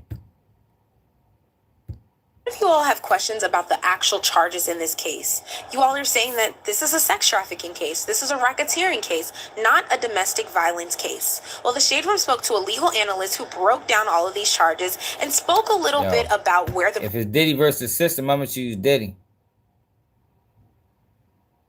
If it's Diddy versus system, I'm going to choose Diddy. Y'all siding with the system. The system that oppresses black people. The system that put crack cocaine in the neighborhood. The system that is fucking 95% of the reason why we still got fucked up communities. Y'all see. Just remember I told y'all, I ain't gonna keep saying it. Prosecution is headed with all of the witness testimony. So a lot of people are saying that from the testimony that they've heard so far, this sounds like they're trying domestic violence. They aren't trying sex trafficking. So from what you've heard and your knowledge about the case, what exactly do you think speaks to these particular charges? Federal charges, it's important to note that they don't require violence to be random, but what matters is that it helped carry out the sex trafficking or organized crime. So prosecutors can prove that Diddy used threats, manipulation, or abuse to control his victims, Cassie and the Jane Doe, or exchanged money, favors. They all fit under the same category. What the fuck is this?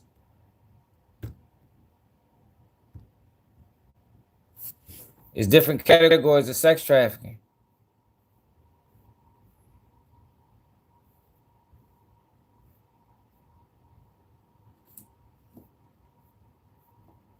They all fit under the same category. Son. Three different kinds. I Google sex trafficking. Human trafficking, sex trafficking. It's all the same shit. Forced labor. It's all the same shit. Other benefits, and that could even include career benefits, right? Like career benefits. Hey, roommates. Hey, Nisha, once you call my Instagram, let's talk about it. Let's see who makes the most sense. Since you talking all that shit. Call my Instagram. Keep it G News. Right here. And let's talk about it. Since you know more about it than me, since you make sense and I don't, let's talk about it.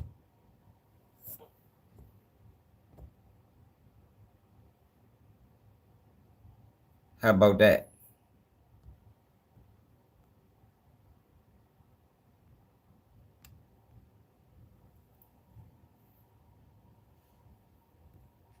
Cassie ain't want to leave.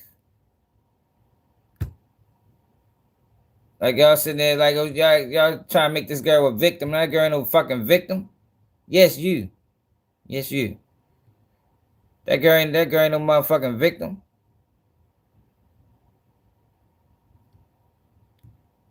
They got. I bet you ain't. Bluffing that. Don't stop talking shit there, man.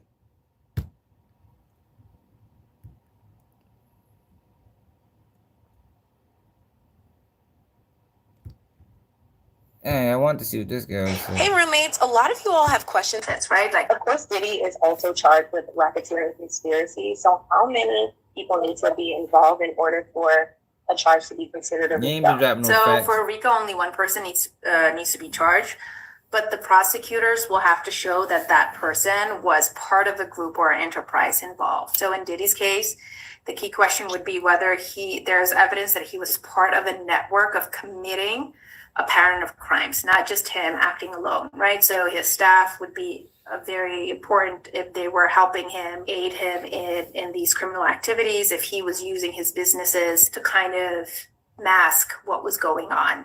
Could charges be brought onto his staff? Depends on if they were being coerced, if they felt like they were pressured. But I think that the mere fact that he alone is facing these charges, I don't think that they're willing to bring any charges to anyone else. Of course, Diddy is also charged with They ain't bringing no racketeering charge to conspiracy. nobody So else. how many? He was the mastermind. That's kind of what they're trying to depict here. And he used his companies and his staff and people around him in these patterns of criminal acts. He was the mastermind. That's kind of what they're trying to depict here. And he used his company. So what the video does is it shows physical violence, which helps establish coercion. And then it supports the prosecution's narrative that the violence was used to control Hey, and we support baby oil over here, man.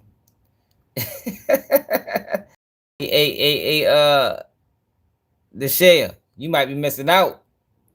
They go get you a bottle or two. Try to tell you, might change your life. You might come back like, keep it G, I was wrong. I was wrong about everything. You was right.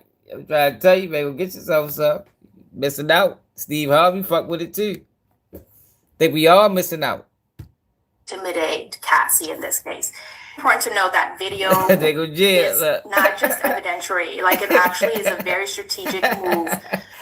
Jurors Look, are human you get and they respond strongly to talk about baby old Jen come through in the bucks. You heard me? Fuck Jen come from. Jen came out the shadows. You know, she the baby old queen over that bitch. visual proof. So the repetition here is to reinforce what's on trial isn't just salacious hearsay, right? It's actually real and it's documented on video. So that's why the repetition of it, showing it to the jury is so important and key here. So what the video does is it shows physical violence, which helps establish coercion. And then it supports the prosecution's narrative that the violence was used to control and intimidate Cassie in this case. Look, ain't that what I told y'all? She's saying exactly what I told y'all. They trying to convince the world that since Diddy basically funded her lifestyle, they was in a domestic abuse situation, that she couldn't consent. This is what I said. But you said I was wrong. How the fuck you pronounce your name? Important to know that video is not just evidentiary, like it actually is a very strategic move.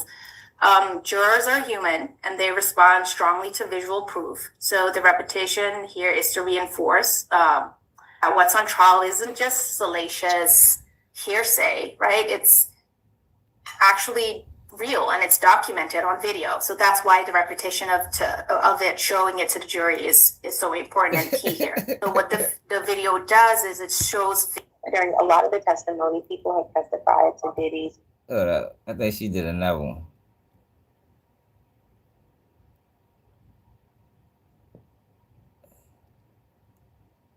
Damn, somebody just posted that shit. I thought I fucking saved it. God damn it. I ain't saved this shit. Shit. Damn, I didn't even save it. So But we got other topics to get to, y'all. You know, I be having fun with Diddy. People be mad as shit. I'm just telling y'all, be careful, man. Be careful. Be careful the doors you open. That's all I'm gonna say. I leave it like that. Every competition.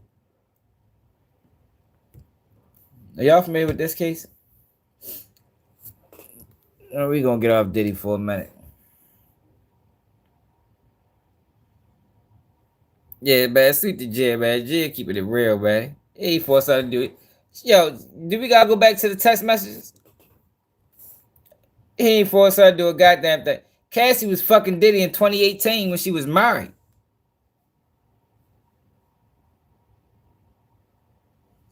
She was fucking Diddy when she was married. She was forced to do that too? Was she forced to do that too? She FaceTimed her husband while she was fucking Diddy. Then, yo, what? Like, everybody keeps saying that, right? But what are these other victims gonna say? That they was pimped out?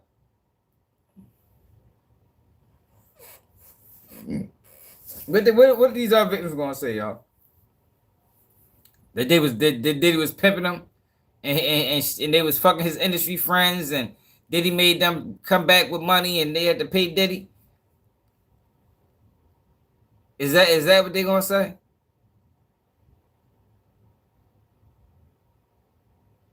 Using the company what? Money what? They all liked it. No, look.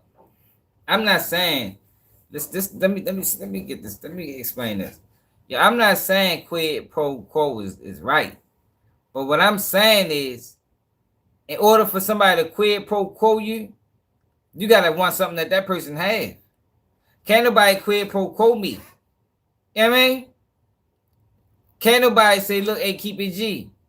I know you be fucking with the YouTube, right? I got a proposition for you. I'm like, all right, what you talking about? I mean, what's the word? I'm saying, no, you know, I can blow your channel up. I can blow I can blow you up. 1 million subscribers overnight. You know what I mean? Put you on all the platforms. But what I'm saying, though, you got, you know, like, what the fuck you mean, you know? I mean, you know it's how the industry works, you know. You gotta give a little, get a little. I mean, man, get the fuck out of here, man. You done lost your motherfucking mind. I'd never make it on YouTube. You understand what I'm saying? No. You gotta take accountability, man. Jay not no bot. Jay a real person. Jay keep that shit real, man. You know what I mean? That's sweet to Jay for keeping it real, man. Like, yo, you can't quit. Everybody can't be quid pro quo. Now, is it wrong to put people in that situation? Yeah, it is wrong. It is wrong. I don't respect that shit from a man to put a woman in that type of situation. But you have a decision to make. You got a decision to make. You can say no. Fuck out of here. You can motherfucking sue him. You can record this shit and own the company. You understand what I'm saying? You can record this shit and own the company. Man, look, this motherfucker tried to seduce me for a job opportunity. Now you own the bitch. You ain't never had to sacrifice none of your morals, no dignity, no integrity, no nothing. Cassie wanted it, man, at all costs, man.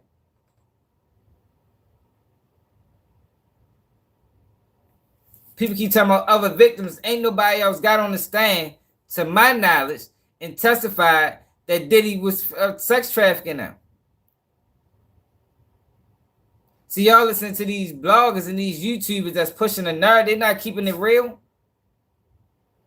They pushing narratives, man.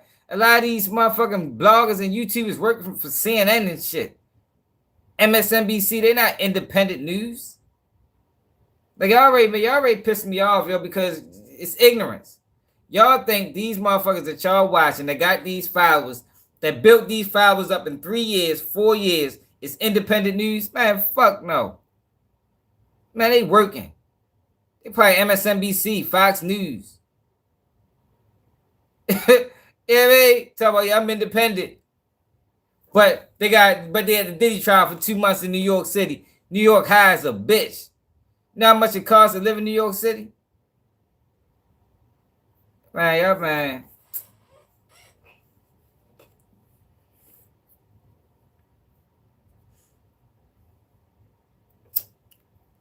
Trying to tell y'all. These motherfuckers working for Long Crime Network, not even a real news source. Long Crime Network ran by a digital marketing company. Like, y'all new over here, so y'all don't understand what's going on this internet. Mainstream news is taking over the internet. It's very seldom you're going to hear somebody like a me that's totally independent. I ain't pushing no narratives. I'm telling you what it is. I'm telling you what it ain't. I ain't out here trying to push a political view that's outside of what need to be heard. You understand? Like, these people is pushing y'all into praising the federal government. Who'd ever thought, with the history that black people got with the feds, who'd ever thought we got to a day where people is praising the federal government?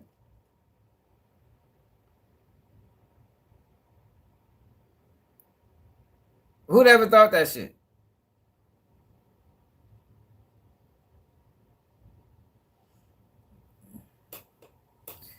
Because you don't have to look up sex trafficking laws in New York.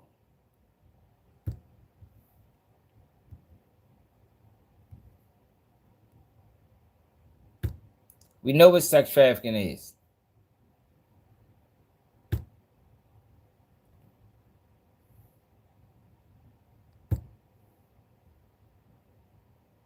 You know what it is.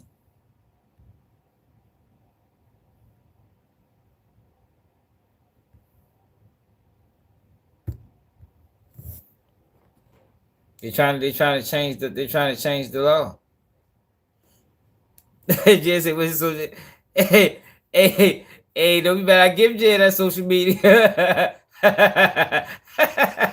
Hey, Jay, you should, hey, don't give Jay your husband social media, man. If you want to keep him, keep away from Jay, man. Jay with the freaky shit.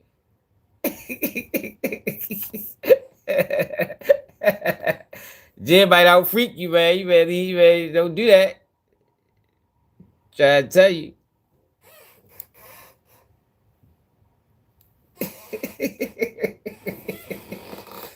Hell.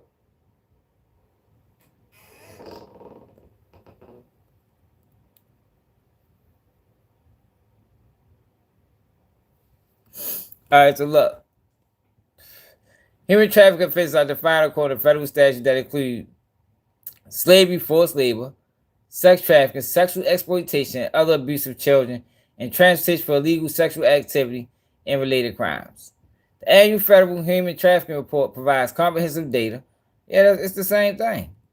The Trafficking Victims Protection Act of 2000 defines human trafficking as sex trafficking, which includes recruitment, harboring, transportation, provision, obtaining, patronizing, solicitation of a person for the purpose of commercial sex acts, in which a commercial sex act is induced by force, fraud, or coercion. Yo, Diddy didn't force this girl. Fraud or coercion. She loved it.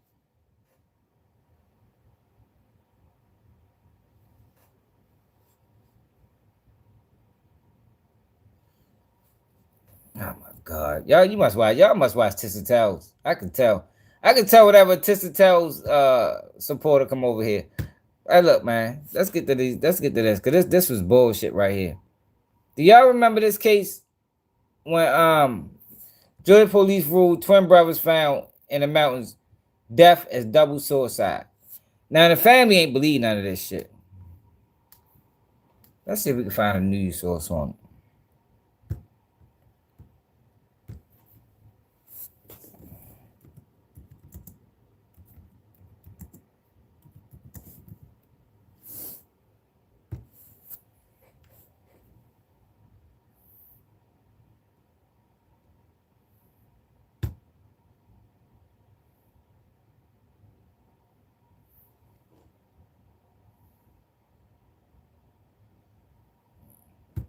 I don't think make sure, yo, for all the people that disagree, make sure y'all subscribe so we can come back to this conversation at a later date. New findings tonight in the mysterious deaths of twin brothers from Gwinnett County found on Bell Mountain. So this is a case that's grabbed national attention from the arrest of a firefighter accused of leaking a crime scene photograph to the twins' family, pushing back against the GBI's initial ruling of their deaths being a murder-suicide. Now the agency is issuing a final ruling. 11 Live's Cudi Alcorn is live from outside of GBI headquarters with what we have learned here, Cudi.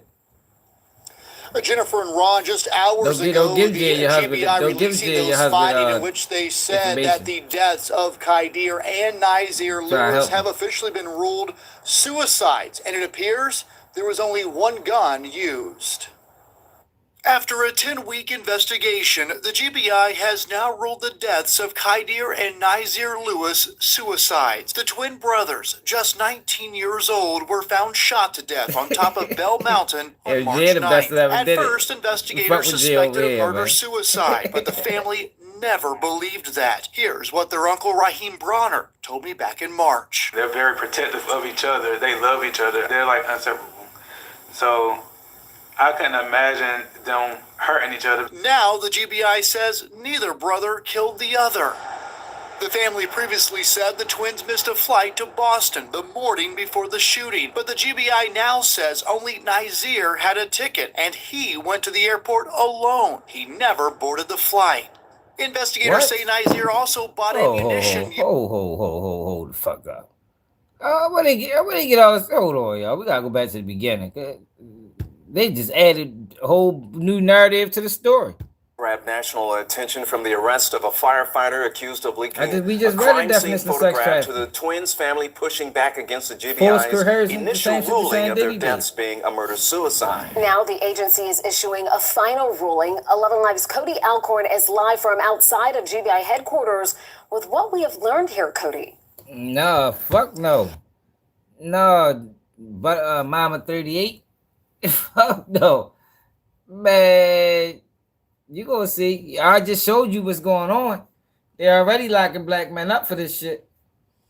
I'm telling you, if you flying girls out, they're gonna say you trafficking them.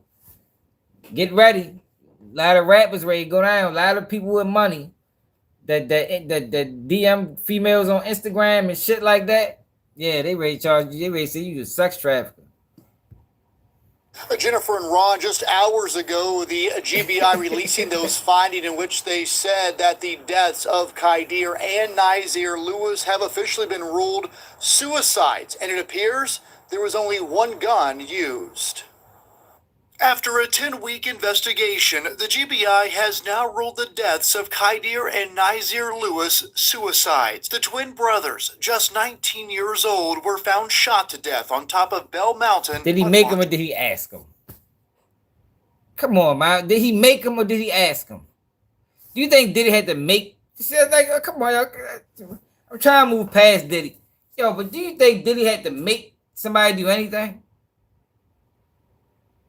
If you had $20 million, do you think you had to make somebody do anything? Or you just ask them?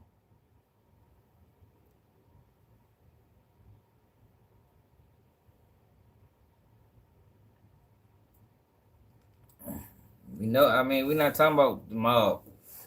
I mean, we talking about Diddy and his freakapades. I mean, we talking about Diddy going to prison for being a freak.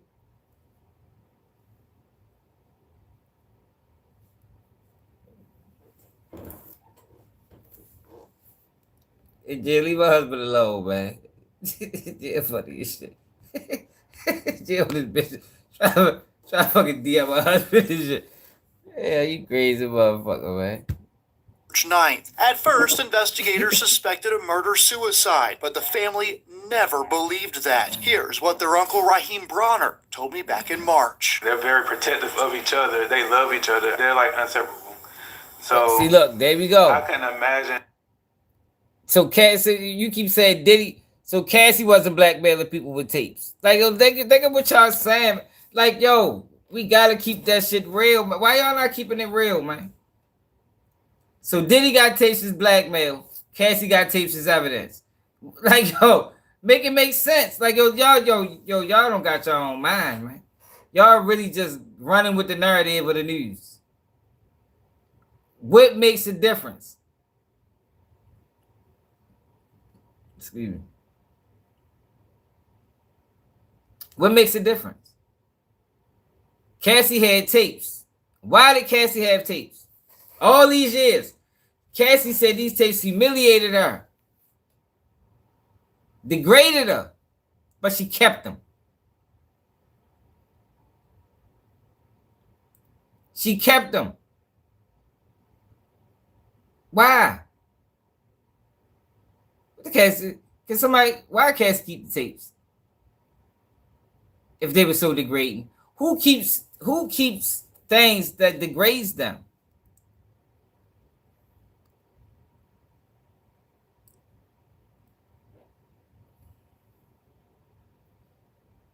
Exactly. Like, yo, people, yo, it's like, yo, women, y'all can't keep that shit real, man.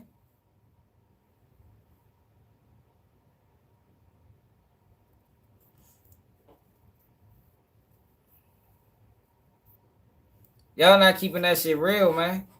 Y'all being one-sided because y'all don't like Diddy. I don't really care for Diddy either. I'm looking at the bigger picture. But what I am saying is they both had tapes. They both had tapes. But y'all saying Diddy was using tapes to blackmail people, but Cassie wasn't.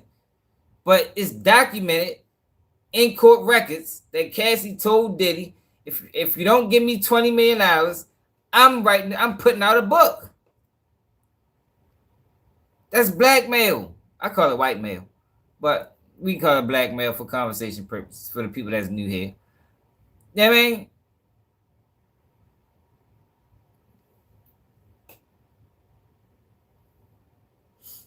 Yeah, but no, she stole the motherfucker and used them as leverage.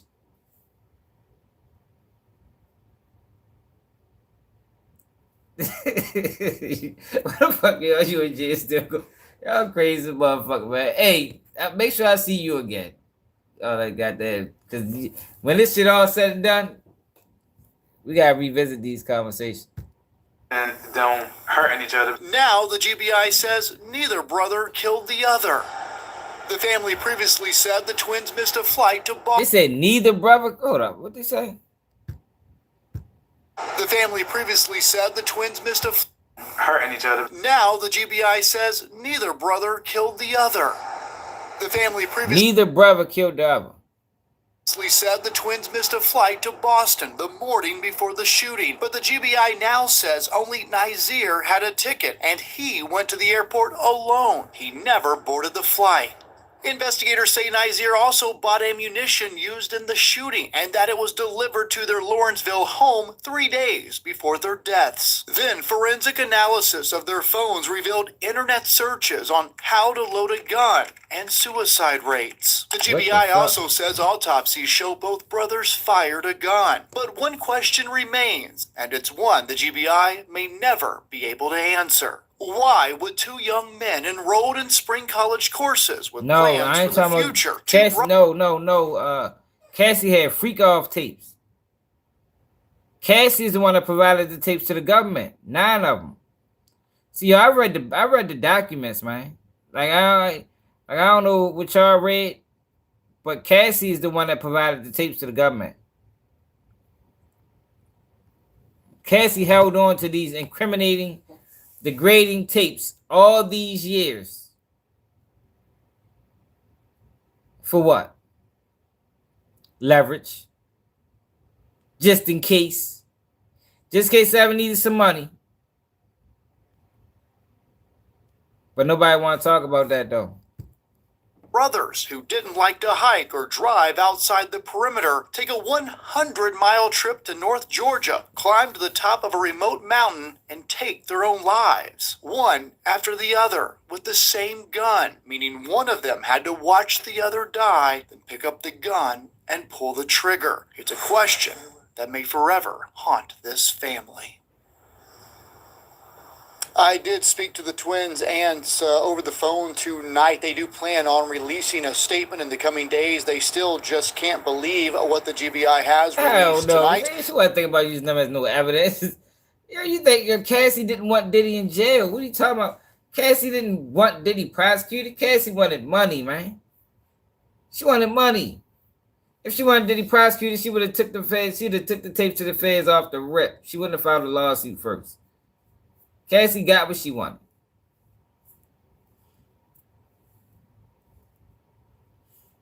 He said she was still. Her husband was watching the freak offs together. Cassie's still freaking off, y'all. It'll be the bad news, y'all. But Cassie's probably still freaking off. Allegedly. I think she might be still freaking off. Her and her husband just doing it. I mean, Diddy done turned over a new leaf. And now she freaking off with her husband.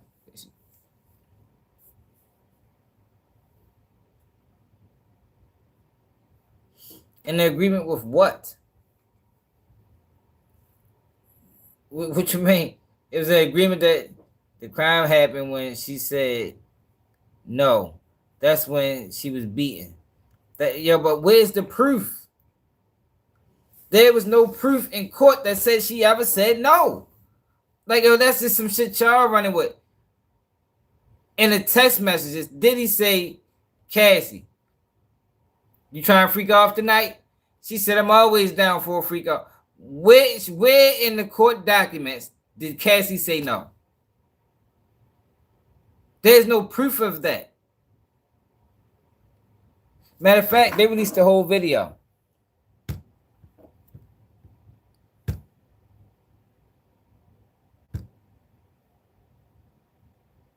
Y'all just making shit up, man. Yo, cause Kid Cudi tried to steal his bitch. I'd have blew his car up too. Yo, this what I'm saying. Yo, what is wrong with y'all, man? Y'all ain't never seen a domestic violence situation. Kid Cudi tried to steal his freak, man. He lucky, man. Kid Cudi lucky Diddy ain't motherfucking beat him with a bat. I put you on with my artists. That's my freak too. Y'all supposed to do some songs together. You end up fucking her. Man, I might blow your car up too, man. He lucky he didn't blow Kid Cudi up in the car. Yo, can we keep it real and stop being emotional?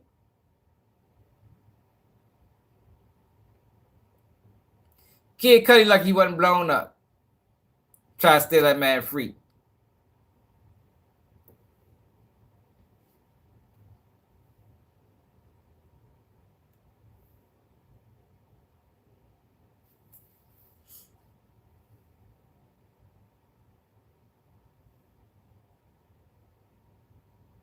What 16-year-old girl? What are you talking about?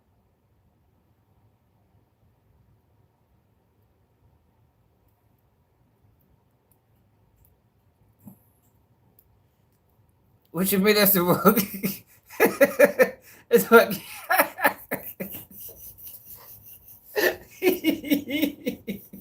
what the fuck you mean that's the that's the road we've been traveling down. Yo, people been crashing out over there, girl. Like I said, I would do it. I'm saying though, people been crashing out over there, girls. When did he went fell up?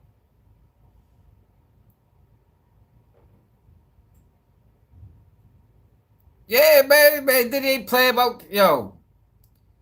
Like I told y'all, I don't know if y'all ever lost your favorite freak. Yo, some people that is a pain unimaginable. Like I was telling y'all the other day, a nigga will cut their girl off for their freak. Yo, what are y'all yo? Why we can't keep it real?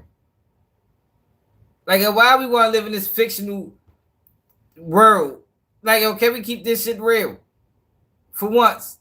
Just for 10 minutes. For real though. Hey, this guy go for real though. Motherfuckers crash out over there freak. Man, she doing the wildest things imaginable. She's doing the wildest things imaginable.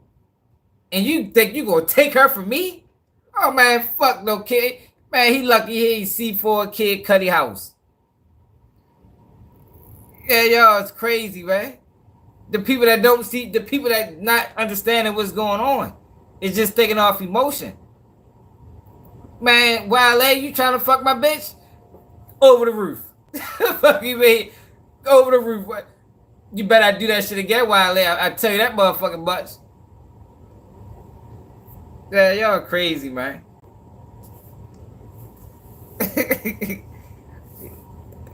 It wasn't even blowed up. Somebody threw something through the... Yeah. They say he put a Molotov cocktail.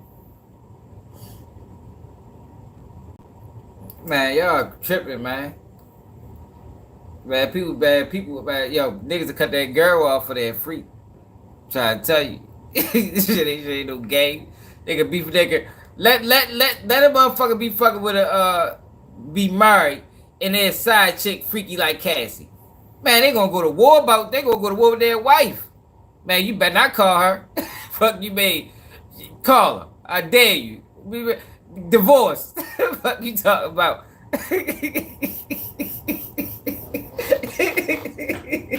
Yeah, y'all better stop playing, man.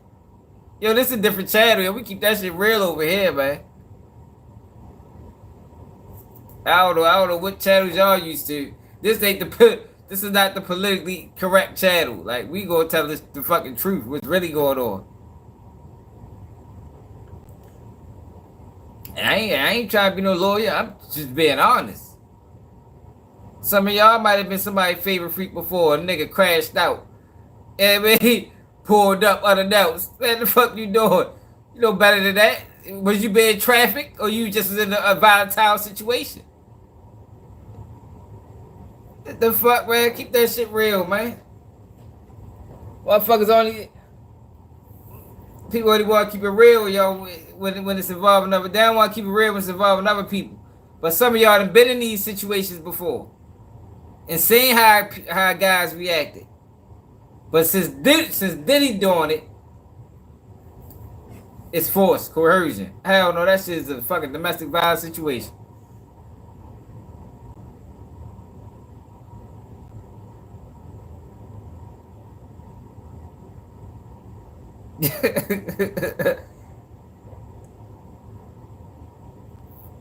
Exactly, Jay. Come on now.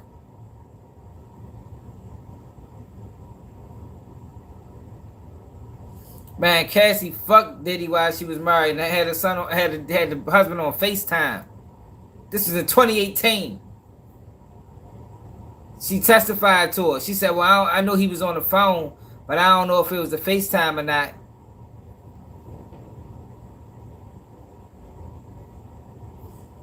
Yeah, but so that's what I'm saying. So all right, Amy. So what I'm saying is, so everybody that does that, are they sex trafficking? Everybody that's protective of their girl or whatever you want to call them, are we going to now say that you are sex trafficking this girl through force and coercion? Is that what we doing? Because that's what the feds is going to do. If y'all sit back and allow this shit, that's what the feds is going to do.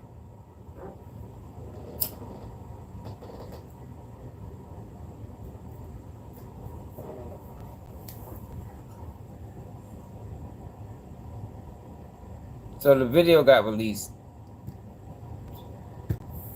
15-minute hotel surveillance.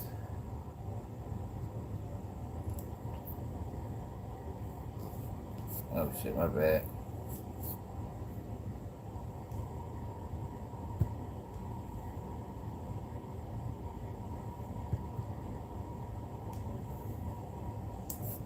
Look, Sister Towels got it. What the feds gave this shit to Sister Towels?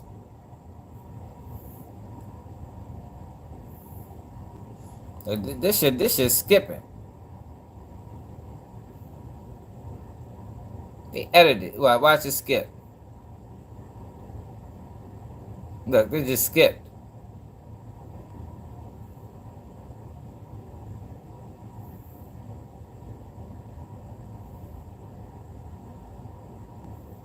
Like, she don't look like she ain't no rush to me. Oh, come on now. She ain't in no motherfucking rush. Yo, you mean to tell me? So this is her escaping being trafficked. Look how long she's waited at this elevator.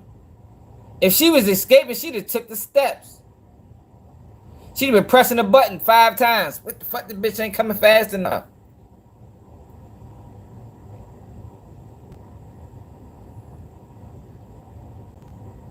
And she's stealing. Look at this.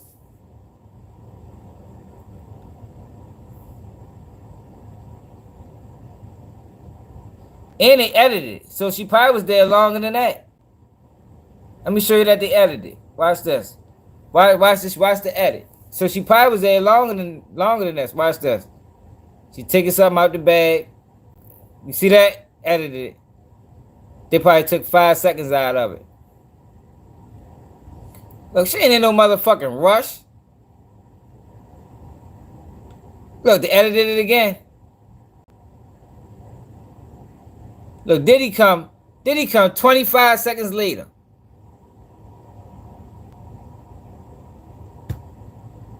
Diddy probably came a whole minute later.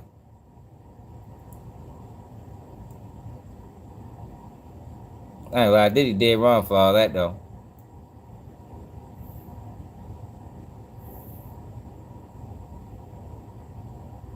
Now see, I don't co-sign this. You know what I mean? I don't co-sign domestic violence. But what I'm saying is Diddy ain't sex trafficked the girl. And she ain't look like how no OJ ain't do it. You ain't see the evidence? I used to think OJ did it. OJ ain't do that shit. Evidence ain't match up.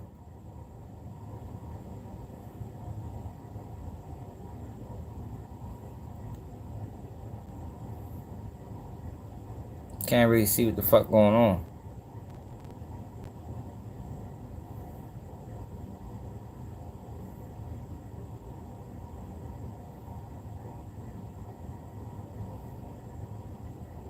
Look, what the fuck you mean she couldn't leave? Diddy left. So Diddy left. So he came, got his shit, and left. Yo, that narrative that they painted, yo, that was bullshit. Now I see why the defense was angry. Yo, that video they released was bullshit, man. Yo, she had ample time to leave. Look at this shit. Diddy came, took his shit back, and left.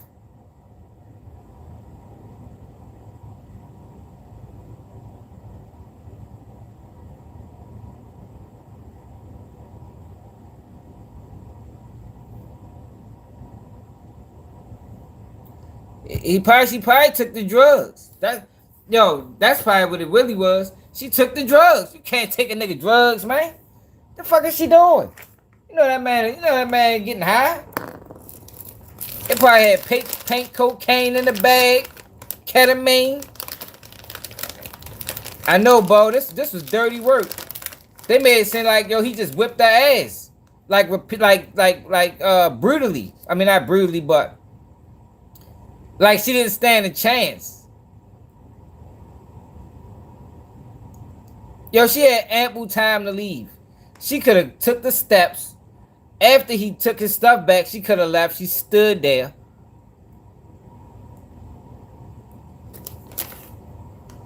And she probably took his drugs. That's probably why he was pissed. Bitch, you got my pink cocaine in here. You know I'm gonna get sick if I don't take my perks.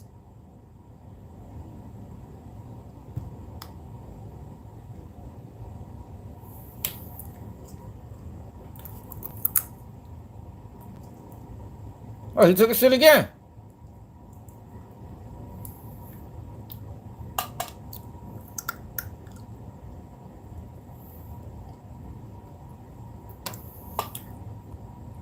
But now he came back. She could have been left.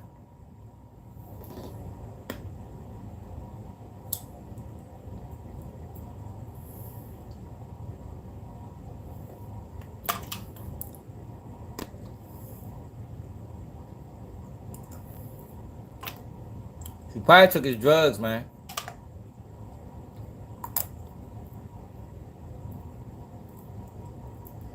Hey, Mike, and that's all I'm trying to get people to understand, y'all. Diddy's on trial for domestic violence, but they're trying to make it sex trafficking. They trying to change the definition of sex trafficking.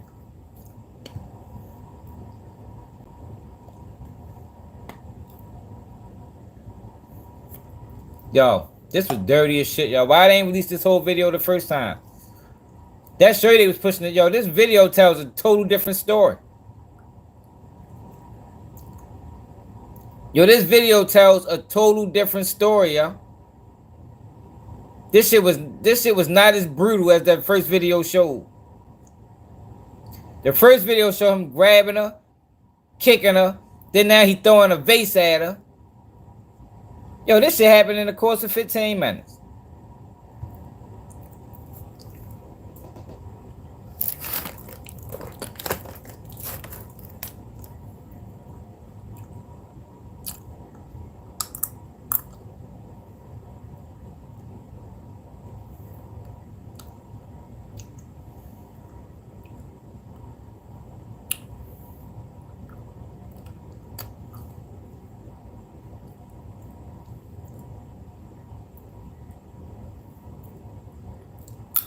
No, I ain't saying she had nothing to fear. That's not what I'm saying. I'm saying this narrative that she was terrified. You ever been terrified before? You ever been chased with a gun? You ever had to run from police and you was dirty on your last strike or something? They made it sound like she was terrified, feared for her life. This wasn't that. She took her time. She still can leave. She ain't leave yet.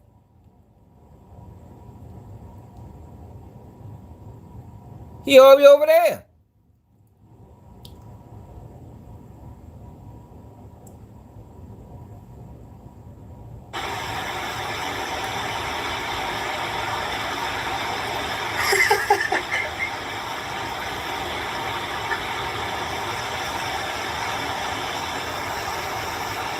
Oh, so when did the vase get thrown?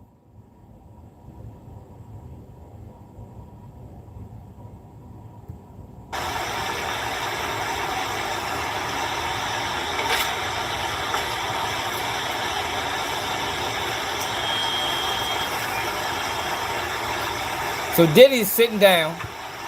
So Cassie right here with the guy. Diddy's sitting down right here.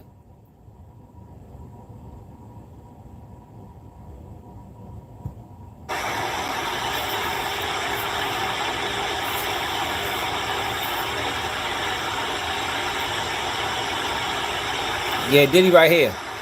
So he like over here somewhere.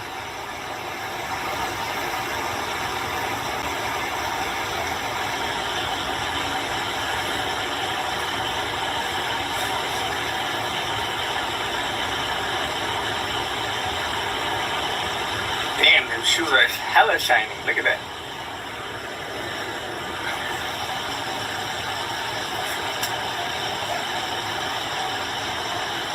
Yo, that was dirty, yo. Yo, this video is totally different than that video we seen, y'all. Yo, this video is totally different than that video that they released. I think 2015.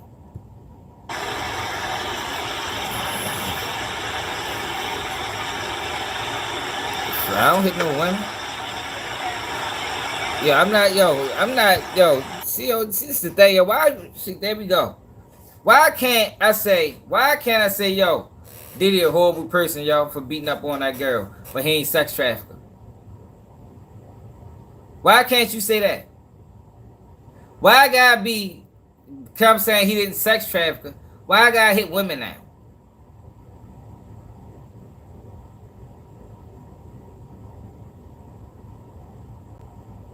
Can somebody explain that? Diddy putting his hands on that woman was dead wrong. I don't respect it. But he didn't sex traffic her. See, that's the problem with black people. Yo, we not able to do that.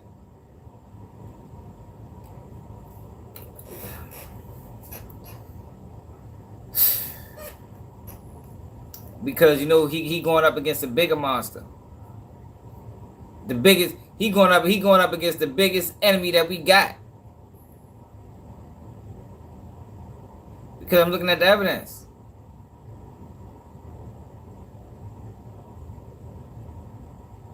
Looking at the evidence. We watching the video. She set up freak offs. She loved them. It's in text messages. Like, what are you talking about? You ain't hear the text? He was telling her, like, you know, you might not be a good day to freak off today, you know, because you got something going on tomorrow. He's upset so I don't get fired. You weren't even old enough to know the horrible. How old you think I am? Sharice? How old I look? You think I'm 20? 21? 22? 25? How old you think I am for you to make that statement? Cassie was a porn star, man. I'll be 40 this year, man. Cassie was a porn star. That's what she was. Yeah, man. Diddy was a director. Cassie was the porn star.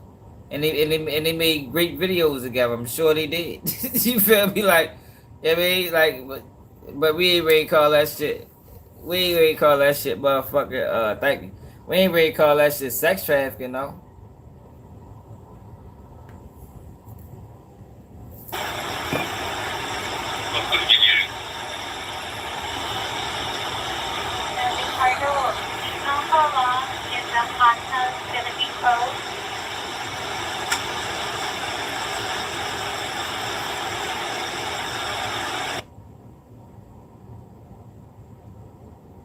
Yo, that was a terrible mischaracterization of that first video, y'all.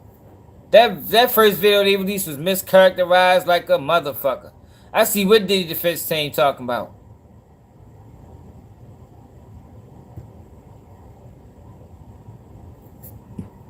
They trying not to release the tapes. The crazy thing about it is Diddy team want the tapes released.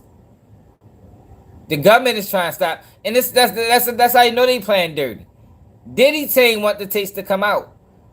The government is releasing all this information, but they don't want the tapes to come out though. They want to protect the victims.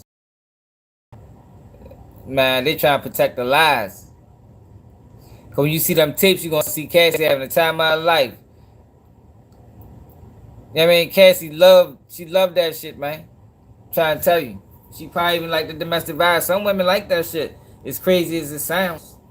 You know what I mean?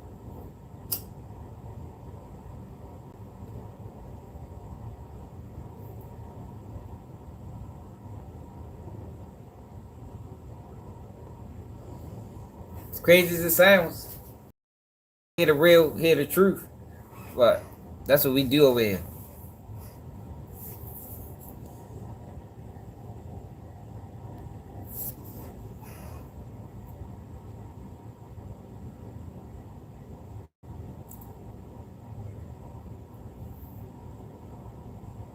Yo, look how dirty they is. And when the feds start doing this, information during trial, like nobody is paying attention to the fuckery that they doing right now. When have we ever seen this done? Yo, typically they release information after trial. They releasing transcripts 3 days later. When did they start? The feds is using the internet to push their narrative. They're using black people to arrest other black people. And the ones that love this shit, the ones that's co-signing it, are part of the fucking problem. But who am I? I don't know what I'm talking about.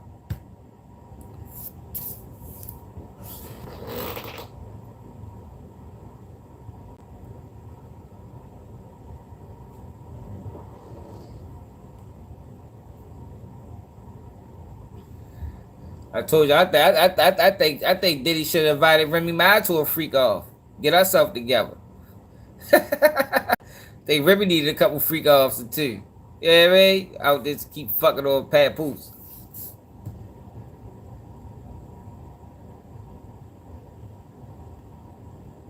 Yo, they don't even got pictures. Yo, they didn't even dust the AR-15s for fingerprints.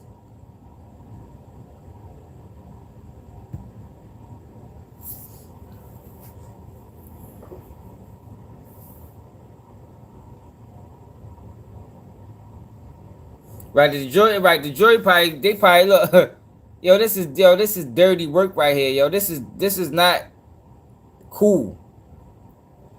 They released, he's still at trial. They released the whole video to the world. Still at trial. They releasing text messages. Still at trial. They releasing pictures of Cassie bruised mid-trial.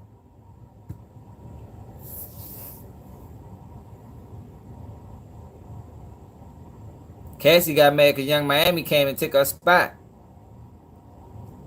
Cassie said, I ain't want Diddy doing freak offs with nobody else. So Cassie said.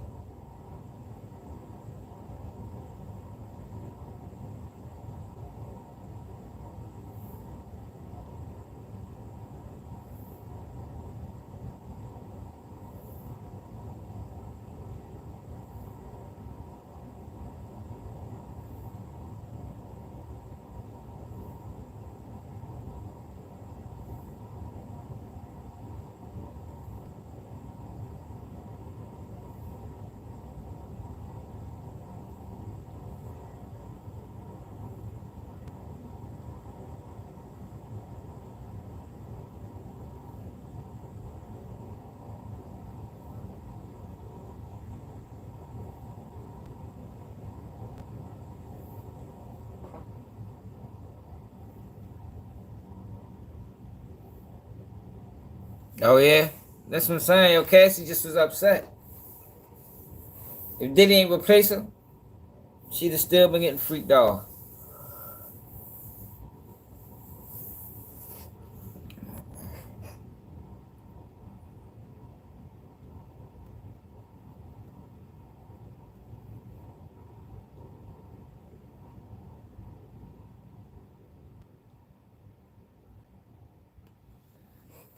Yo, I'm telling you, yo, cause it's gonna be it's 8 men on that jury, and it's gonna be guys that look at this shit like, yo, because they change, from what we know, from the definition that we was taught, sex trafficking. Sometimes it was minors. They always had pimps, and they got paid. Yo, nobody did get paid out of this. He probably spent a couple $100,000, maybe $1 million or $2 million. Like, so he's spending money to sex traffic women? Yeah, that don't even make sense. Who the fuck does that? Why would you spend money to sex traffic?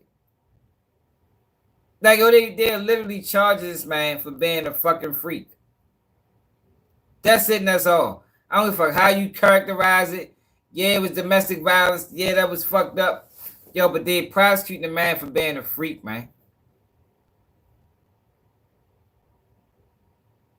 That's what they prosecuting for. I don't give a fuck what them other people telling you. They lying. I see, if you got eyes and you can take your emotions out of it, you can see what the fuck going on. But you got to separate your emotions from it. You got to separate, for women, you got to separate your personal traumas from the situation. This ain't got shit to do with you and the traumas you went through. This is about two grown adults, freaky ones. You know, we always got to add that caveat to it because they was freaky as hell. And they was taking drugs, and sometimes shit got out of hand. And that's all it was. It's not a federal RICO, sex trafficking. This ain't that, but it's going to be that if we sit back and allow it. That's going to be the new rule.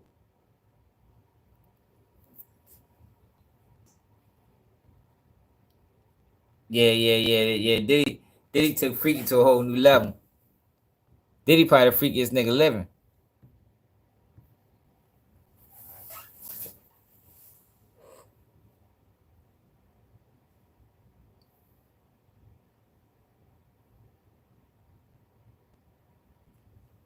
They only get black men for it so far.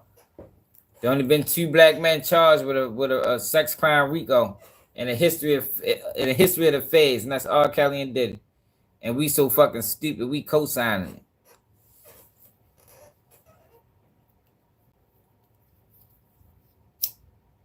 That's my issue. This shit ain't got nothing to do with Diddy for real. I'm looking at the bigger picture. I can look past all of this. Just like the federal government look past the injustices that they done to the black community. I can look past all of this and say, yo, the feds on bullshit and we need to be standing against it.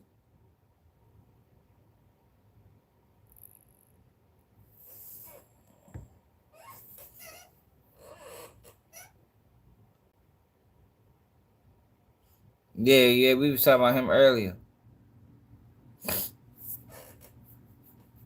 Yo, so when did he throw the when did he throw the vase at her? Or the flowers? He didn't throw the vase, he threw flowers at her.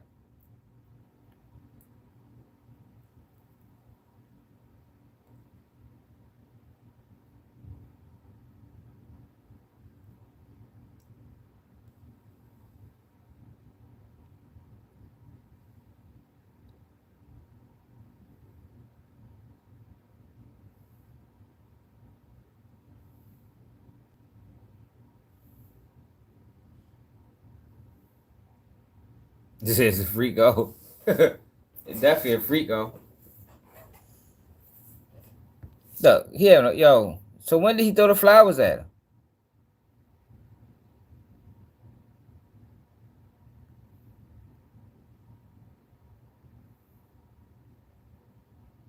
So he come back out the room.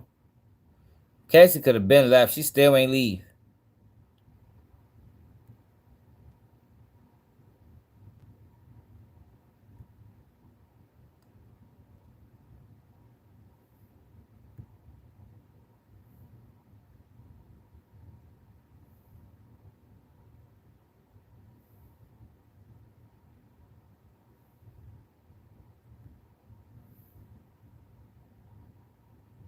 So where's the flowers at?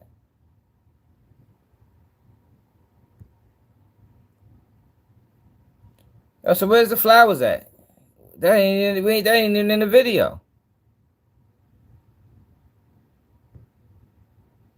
But that was on another occasion.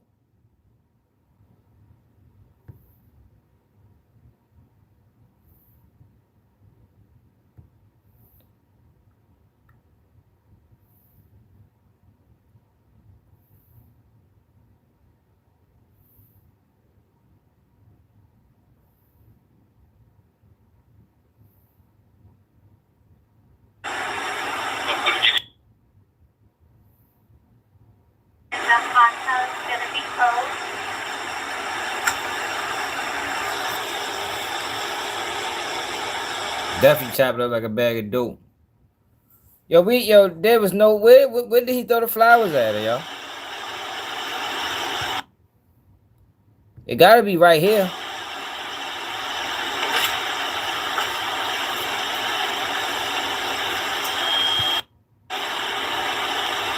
Damn.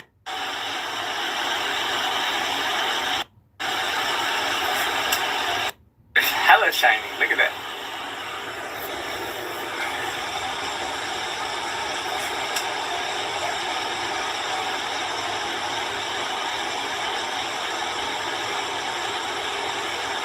Yeah, yo, this was dirty, y'all. This was dirty. I bet the comments on her page ain't even calling out the bullshit.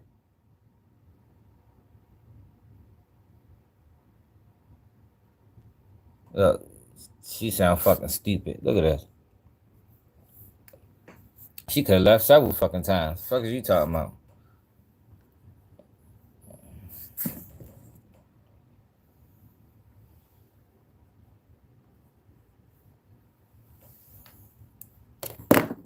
She could have been left.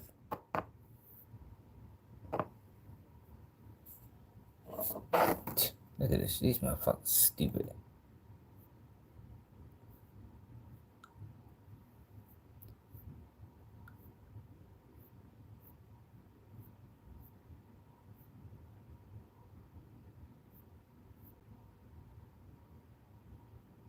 Yo, he didn't take her to the rum.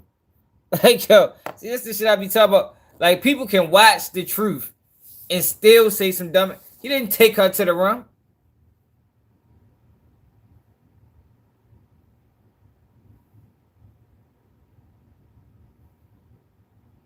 What's up? What's up, Brian?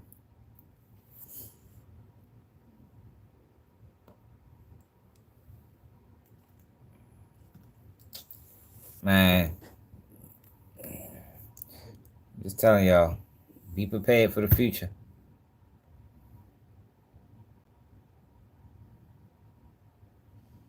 Cassie ain't no victim. I'm standing on that. Cassie committed just as many crimes as Diddy.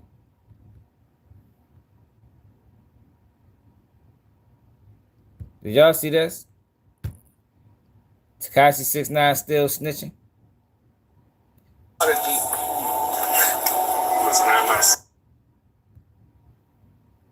That boy still ratting. He ratted a couple weeks ago.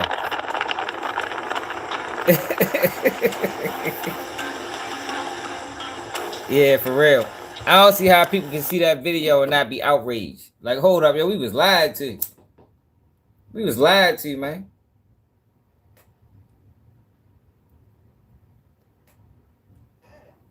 They lied to us. Put your hands up.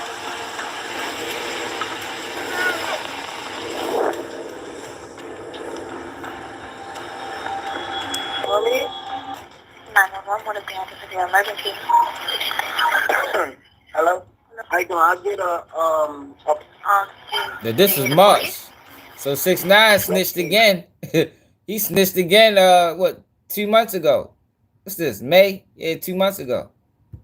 I'm leaving 2 months ago to the day, I'm damn leaving near. my house right now at 2:15 a.m. There's a white car with police lights that just try to stop me with their guns out. It's a police car, but they're not police. Like, Okay. So they pulled them out on you, or did they just have? yeah, I got a video on my phone because I was like, why am I getting stopped leaving my gate? I hadn't even left the gated community. Okay, you want to make a report with them, correct? I'm trying to have them make an arrest. Like, these people are genuinely guns. Okay, I understand that. Do you know how many people were in the vehicle? Hey, Remy Ma. I said two. Like, you need to pay attention to two. They should have sent 6IX9INE to Diddy camp. I told y'all the live I did earlier. Remy Ma should have been placed in Diddy camp. Diddy got her ass right. Papoose would be going through none of this shit.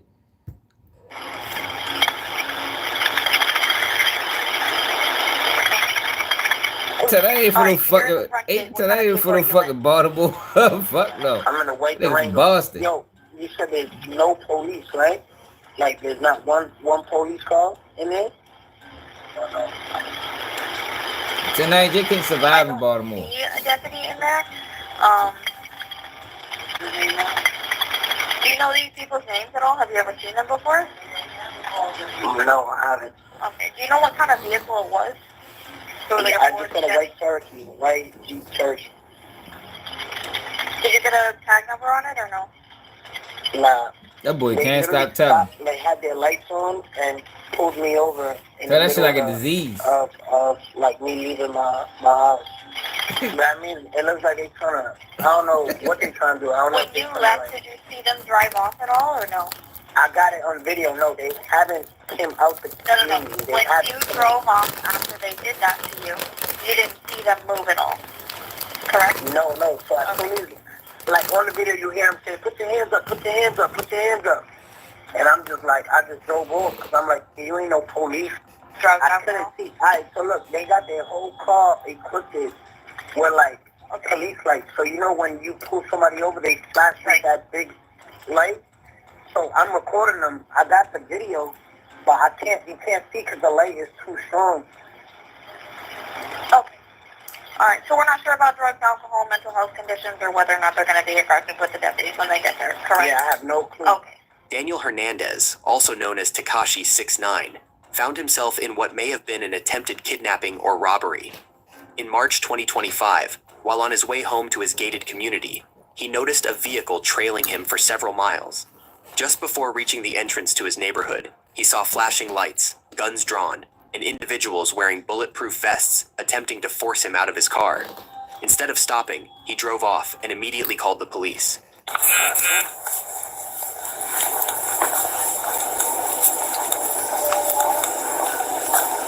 Alright, contempt. Yeah, that's in that. So, what about a Jeep? Listen, I have not seen a specific Jeep or anything like that. I haven't even heard of an issue. But you do take pictures and all that, right? The cars that are coming in, yeah. But anything recently, Well, if you're able to just go through your cameras and see if we can start fighting that. Yo, what's up, bro? Look at this. Look, so look, it's 220, it's 236, right? Now look back there. So I'm literally leaving my gate, right? I'm leaving. You need to see this. So look, I get pulled over, right? So this is inside my house. So I'm like, ain't no, it's an unmarked auto. So I'm like, why am I getting pulled over? So there's two people in there. The niggas from my put. So I just stayed over. I'm like, ain't no police, you know what I mean? I'm gonna ask you, did you see a gun or you? Nah, definitely because both of them got out. I said, first of all, two niggas, when one get out, one stay in the car, you know what I mean? They both pop out. So I'm like, alright, he following me. So he followed me. Once he see like I poked the phone out the Put your car out. Once I put it out the window, he like, yo, let me stop chasing the nigga cause I ain't no police, you know what I mean? But they haven't came out. I know that for a fact. But like I'm saying, I need it for sure. I saw a gun or you. I got it on video, bro. Like I seen something like the nigga came out like this. You know what I mean? No, I understand. But the thing is, for me, for my now side, I wouldn't be able to tell you, but you know what I mean? The suspicious fact that I just got pulled over by niggas that's not. No, it's great, bro. Listen, I just need to make sure we know if it's a gun or not. Like, so you're saying for sure you're not sure. I'm not sure. Okay. Did you see them? What they look like? I got the video right here, but I don't know how much. Like, you know what I mean? And I can't see because they hitting me with a beam. You heard? And listen, you don't have homeboys over right now. You're saying you want prank with them? Listen, boy got diarrhea at the mouth. I just woke up. But y'all not in there? Literally all talk. Is he doing this? How long is it? 10 p.m. So when you get what was your famous for Jeep? And you just go back and do it? because, you know what I'm saying? Let's see how we use this photo. Apparently it's like a Jeep Cherokee.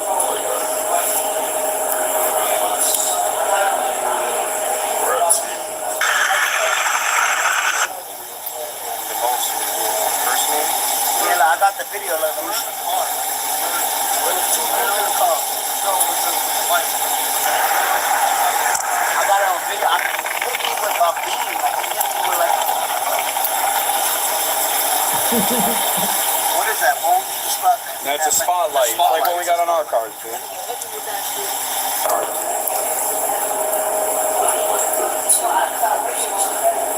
That boy scared to death. They probably real police. You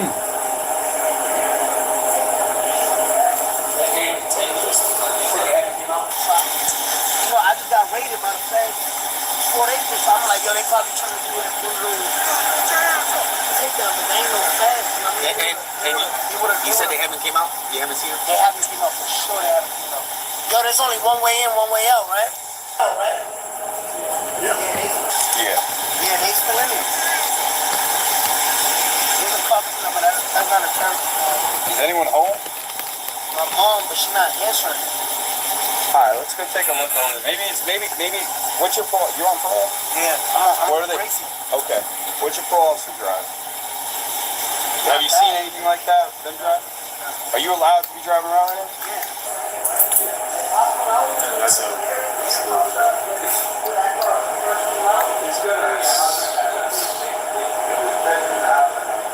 So I'm gonna go because I know that this has been here. I'm gonna go back to 10 o'clock. Alright. I would never call y'all. No, I get it, bro. I get it. Let me put it over there. Is it?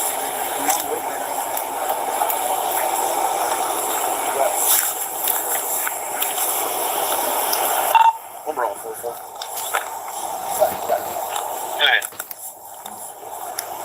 Just 14. 54 and him seeing a single 0.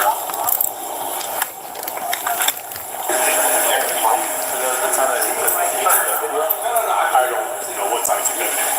Hey, what's the time on that video that you took? 2:16. We just did 12 to now, so we'll go to 10. So nothing from the camera showing what time they coming in. Well, the thing is, I think they came in earlier before he came in and flashed their lights and they went with it because they let any Ali in. They just been waiting for it. That's what I'm They're probably still in. 100%. Probably for him to move and then because they would have been behind him and he didn't see him follow him out. Hey, bro, can you call someone that came before, that was here before you and ask them, hey, was there any calls that came in? Cops? Yeah, well, like the unmarked, the white Jeep with lights. Because I'm pretty sure that's what happened. Somebody before, the person before you. I don't think it's a cop though. He didn't put a siren. Not at all. He didn't put a siren. No, but I'm talking those about lights are bullshit. That's I'm talking about, yeah, no, but I'm talking about. I think the person before you let that car in. I'm guessing they flashed their lights because I know you guys let us in all the time. Well, while I'm doing that, I'm just gonna play because I played. Yeah, just play. Some input I got from. I'm thinking they came in and they've been waiting. So if you're able to call, He was on his ass. it's late. It's late. That's what I was gonna say. If you're able to play it from way before, just Probably was fast 9 straight blood. Seeking retribution.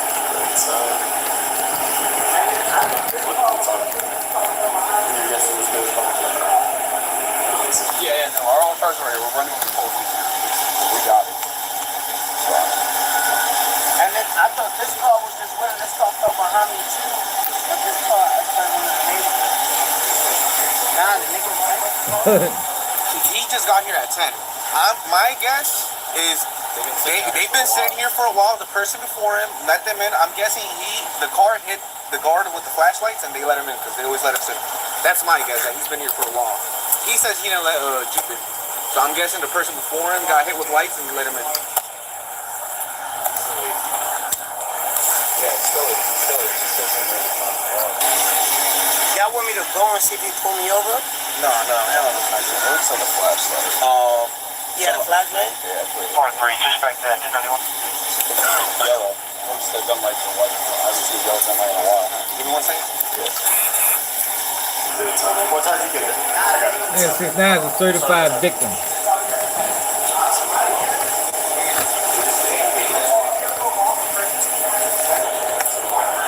Definitely go through the cameras. I got my supervisor for you guys. Thing is, do you want to prosecute? Yes or no? I need to know that now. I'm not, I just don't want shit in my community. Like, you know what I mean? Like, Well, listen, that's why I'm telling you. Do you want to prosecute? Not because simple. yeah, nah, because then I No? gotta go through all the shit, like all that bullshit. So listen, we can go off here and check your house, but if you want to prosecute, we're done here. Okay? So, like I said, it's up to you. Alright, but y'all gonna go check. We're gonna go check. We're gonna check you. If this a private community, y'all gotta. Listen, we're gonna do it. We're gonna. But that's the thing. You don't want to prosecute. We're not gonna do nothing on our end. We'll document it and do all that. But if you don't want to prosecute, we're not gonna do all that. Okay? So you don't want to prosecute? Just because I don't want to follow up, go to court, do all that shit. I don't want to do that. But at the end of the day, as a public server, y'all gotta see who's in your book. We're gonna go in there. But I just need to know if you want to prosecute. You want third party cooperate. He want to tell, but he don't want to testify. You dirty motherfucker. Yeah, if you don't get on that goddamn stand, boy. Niggas crazy. Yo, we live in the wild world.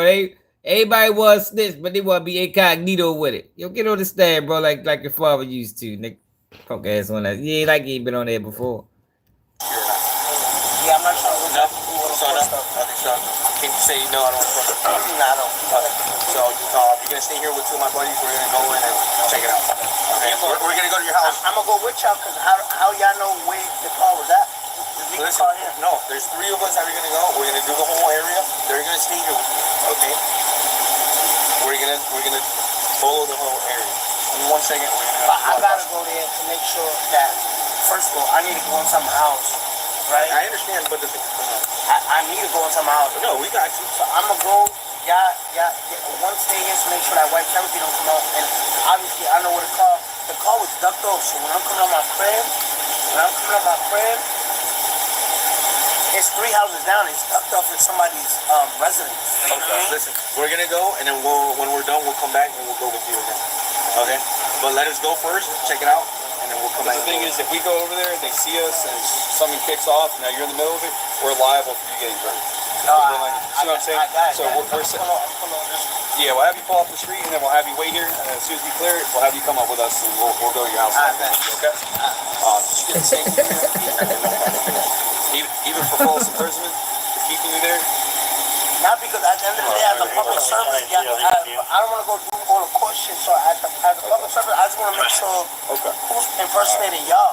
You know what I mean? Somebody here impersonating y'all. Okay. Unless it's No looking out for the police. Operation, like somebody investigating me, but I doubt it because I probably would have been on my We would have ass. been called already. Once you pulled off on them, they would have called us. Yeah, they would have called us. It's kind of weird. Once you pulled off on them like that, they would have called us, or at least said, "Hey, this is going on." Oh, I bet. So something's weird. Yeah, just pull around. You're gonna stay here with two of my guys, then we'll come back to you.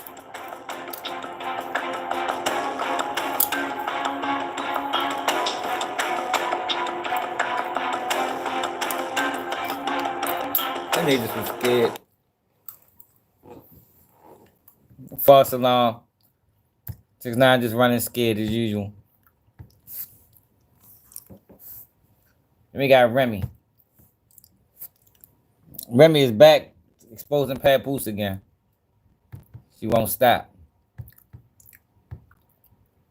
When he realized that a regular nigga that can rap, but just not the way we do it. By the way, he makes $50,000 per battle. That's about $5-6 a year. So he makes at least $250,000 a year. You understand? Great credit score. I never seen a person with a credit score like this in my life. Like the richest people that I've been around. But anyway, unlike some people who beg me to add their name to one of my properties and I have a fucking lien on it because they don't pay their taxes. He couldn't believe, he couldn't fathom why him. So why he sitting there, she was saying, why hit me? Why this? Why you fucking lying? Why you lying? You was devastated that a regular nigga that used to work for sanitation, got a pension plan, got a 401k, that happens to rap, was able to overcome your manipulation, was able to, when he realized that a regular Remy out of line. Remy need to freak off. Nice. Not just because the camera's on, not just because people are watching, but because he genuinely felt like that. Not because I was paying his bills. Not because I was taking care of his kids. None of that. None of that. And then I created my Battle League Chrome 23. I hope to make another Battle League that's yeah, we ain't talking about God today, he signed himself to, he literally that day signed himself to Slit Your Wrist Records and dropped the single the same day. Treat me nice. Not just because the camera's on, not just because people are watching. You gotta come back Sunday if you want to talk about God, bro. Respectfully. What I am going to do is address the couple of things that was just totally egregious, outlandish. Okay? The first one, it's just ludicrous. It doesn't even make sense. This man ain't right 90% of anything. Like, yeah, he did. I wish he paid 90% of the bills. We probably wouldn't be here. But yeah. Not only did this man not write for me, that's where a lot of his animosity comes from. Every time we would do interviews, and people would be like, "Oh my God, do y'all rap battle? Who's better? Like, she's better. She's better." His heart, though, it pains him because he really wants this. He wants this. We're talking about somebody who literally sat and made an album each month for a year straight that nobody purchased. And then here I am, literally making a lot of money on old work. And then sometimes I'll pop out with a low verse on Ghetto and Ratchet with Connie, or pop out with a verse on a Mary J record, or I do something with my Fat Joe. Every time I do it, like, yo, right when there, please, where's the album? Where's the album? And he envies that I had that demand and or that I had the leisure to not really do music because financially I'll still be okay. Right? I was always being threatened. Or should I use the word blackmail, since that's the word we like to use? Oh, Lord. Here we go. Here we go. Papoose going down in the RICO. If they gonna hit Papoose with sex trafficking next? He blackmailing motherfuckers? What, did she have sex through coercion? Hey, yo, this shit getting out of control, man. That has ever tried to blackmail me was Papoose. All of these things he's saying now. Oh, I wrote her music. Oh, she's abusing her daughter. This man will wait till my daughter did something out of pocket, because he doesn't chastise any of them, really. Wait till my daughter does something out of pocket, and when I go to chastise her, he was secretly recording me. The same way he played a clip of a secret recording the other day, yesterday or whenever. He was secretly recording me and then tell me, like, yo, I'll play this and tell him that you abuse our daughter. Swear to God. What I am going to do, I ain't gonna lie, that's some sucker shit, Papoose. Hope you ain't moving like that. It's crazy. This is crazy.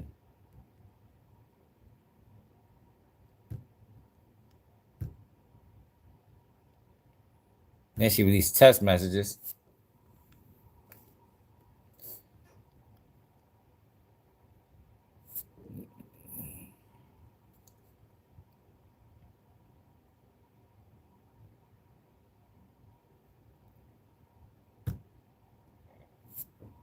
And then she released some messages that his baby mother.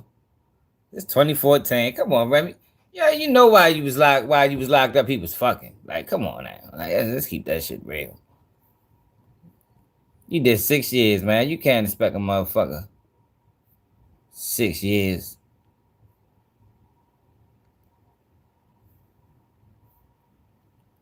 Was cooking for him, helping him with money, and of course, fucking.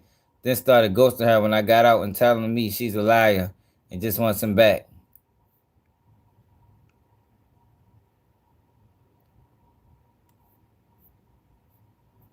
Oh my God, this is getting out of control. Man, send Remy Ma and then she need to go to Diddy. Remy need a Diddy treatment. At this time, I was around Dirty Money for about a year while they were creating Last Train to Paris. And I guess I was around because I was dating Dawn. Diddy got it right. So I mean, that's Diddy's like, he was very, very high. He's like, we're going to go to the Hamptons.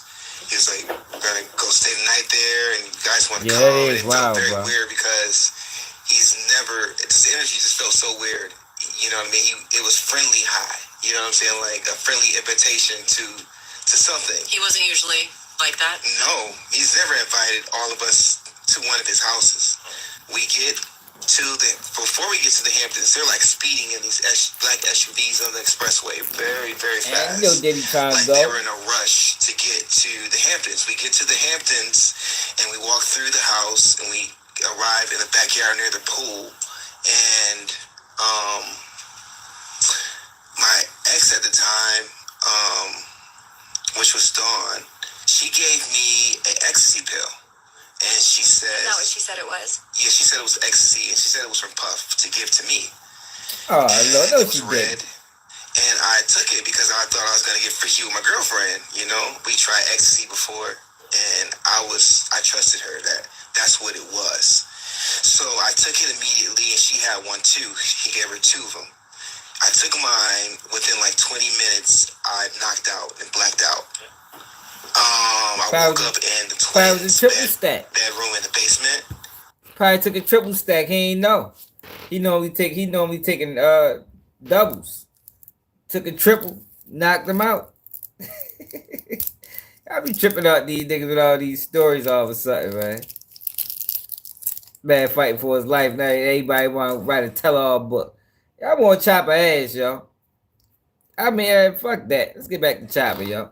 Yo, somebody, whoever interviewed Chopper, go to his Instagram page and be like, yo. I mean, yeah, if you follow him, say, yo, why are you on PC, yo? Niggas want to know, man. Why are you in court watching the Diddy trial? Like, what's your purpose, my nigga? What you just want to see him go to prison? Like, yo, what type of... I never seen this before out of black people. Especially black men, yo. I never seen, unless you was like a relative of the family. I mean, I done seen situations like that where, you know, somebody gets shot or killed and the family come in support of the victim. Well, these niggas ain't got no dog in the fight. Gene Deal, Chopper. What the fuck is you niggas going to court watching Diddy trial for, man? Anybody gonna ask them niggas that shit? People just gonna act like that shit normal. Like that's normal behavior now. Motherfuckers just ready to start sitting in random trials and shit just to see how many people go to prison. Get the fuck out of here, man. Ask Chopper why he was on PC, man. He was on that bitch for a minute too. At least good 5 months. I mean, it might not 5 months.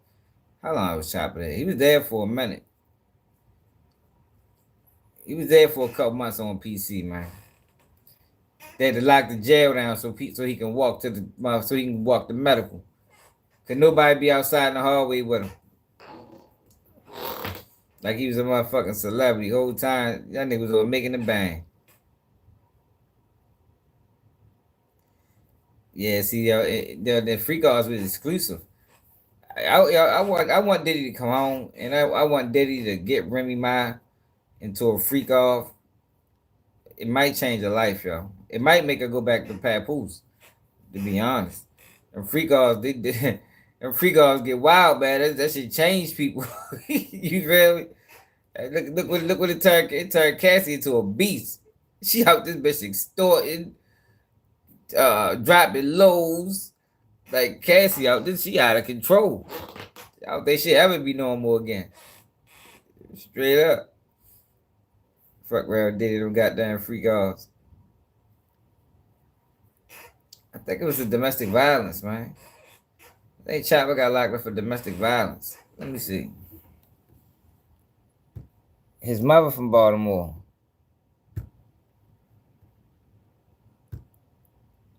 Making the band rapper Chopper arrested in Maryland. Sex trafficking charges. According to FoxBaltimore.com, Baltimore, WBFF, a former MTV reality show star from the series, Making the Band, was arrested in Maryland on sex trafficking charges. The warrant for Kevin Barnes, aka Chopper, came from Las Vegas police and was served in Anne Arundel County. That's in 2002. No, this was years. This was before that. This was before that. This was like 2006. Arrested in Baltimore County. 2006. And lit the criminal, that's Anne Arundel.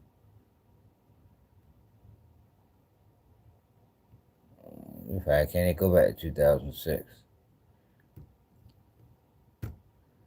He talked about it in one of the interviews, but he ain't say he was on PC.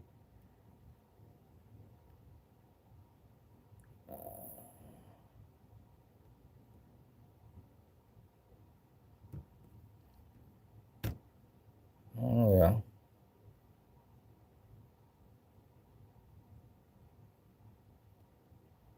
I think it was a domestic violence case. I think he talked about it on one of them interviews. He definitely was there though, for certain. For certain. On PC. Kinda fucked it up. I fucked it up, yo.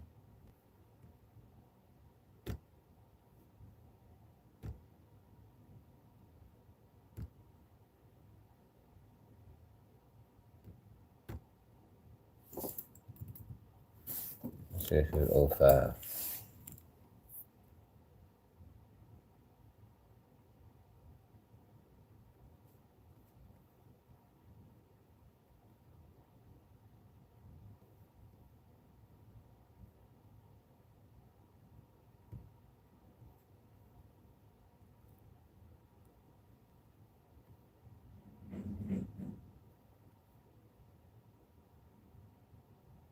That was 3 years ago. She's probably too old. Can't find it. Danny showing this charge from 2022.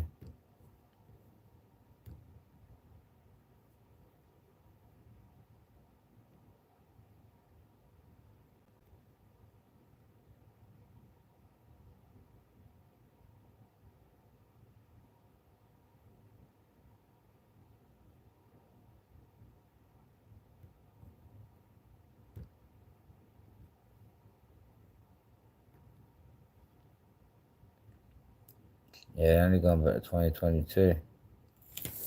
Shit, ask anybody, they'll tell you. Anybody that was up that bitch. Was up there. I'm getting tired now, y'all.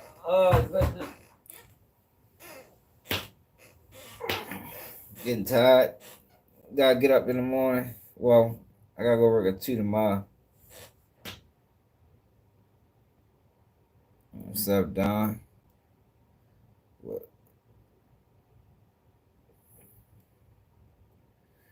You said who? What you mean? Who testifying to you? I don't know. Who the fuck testifying, man? Somebody that ain't got no business involved in the case. But shit, I appreciate everybody that tapped. I already took my ass to sleep. Now I just worked 12 hours. Gave y'all 3 hours on live.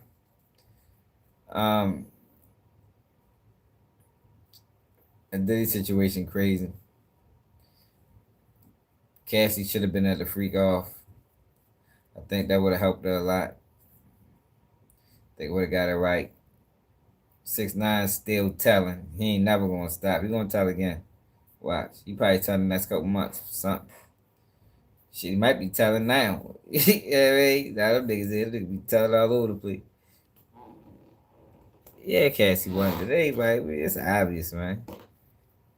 Yeah, Remy need a freak off. Get her right. Yeah, she'd have got right after that. Freaked off with Diddy for 3 months. Diddy can't. She'd have got it right. Her and Papoose would have been mad. They'd have still been together. Yeah, man. we wouldn't be having these conversations right now. She'd have got a load of Diddy for a couple bucks. Yeah, man. 3 freak offs a week. 4-hour sessions. 6 hours. Matter of fact, no, fuck that. No, she needs no more of that. 24-hour freak offs. 4 a week or 3 a week. She'd have got right. She'd have respected the shit out of Papoose then. But I appreciate everybody that tapped in. Make sure y'all subscribe to the channel. It's another day of QBG News. And I'm out.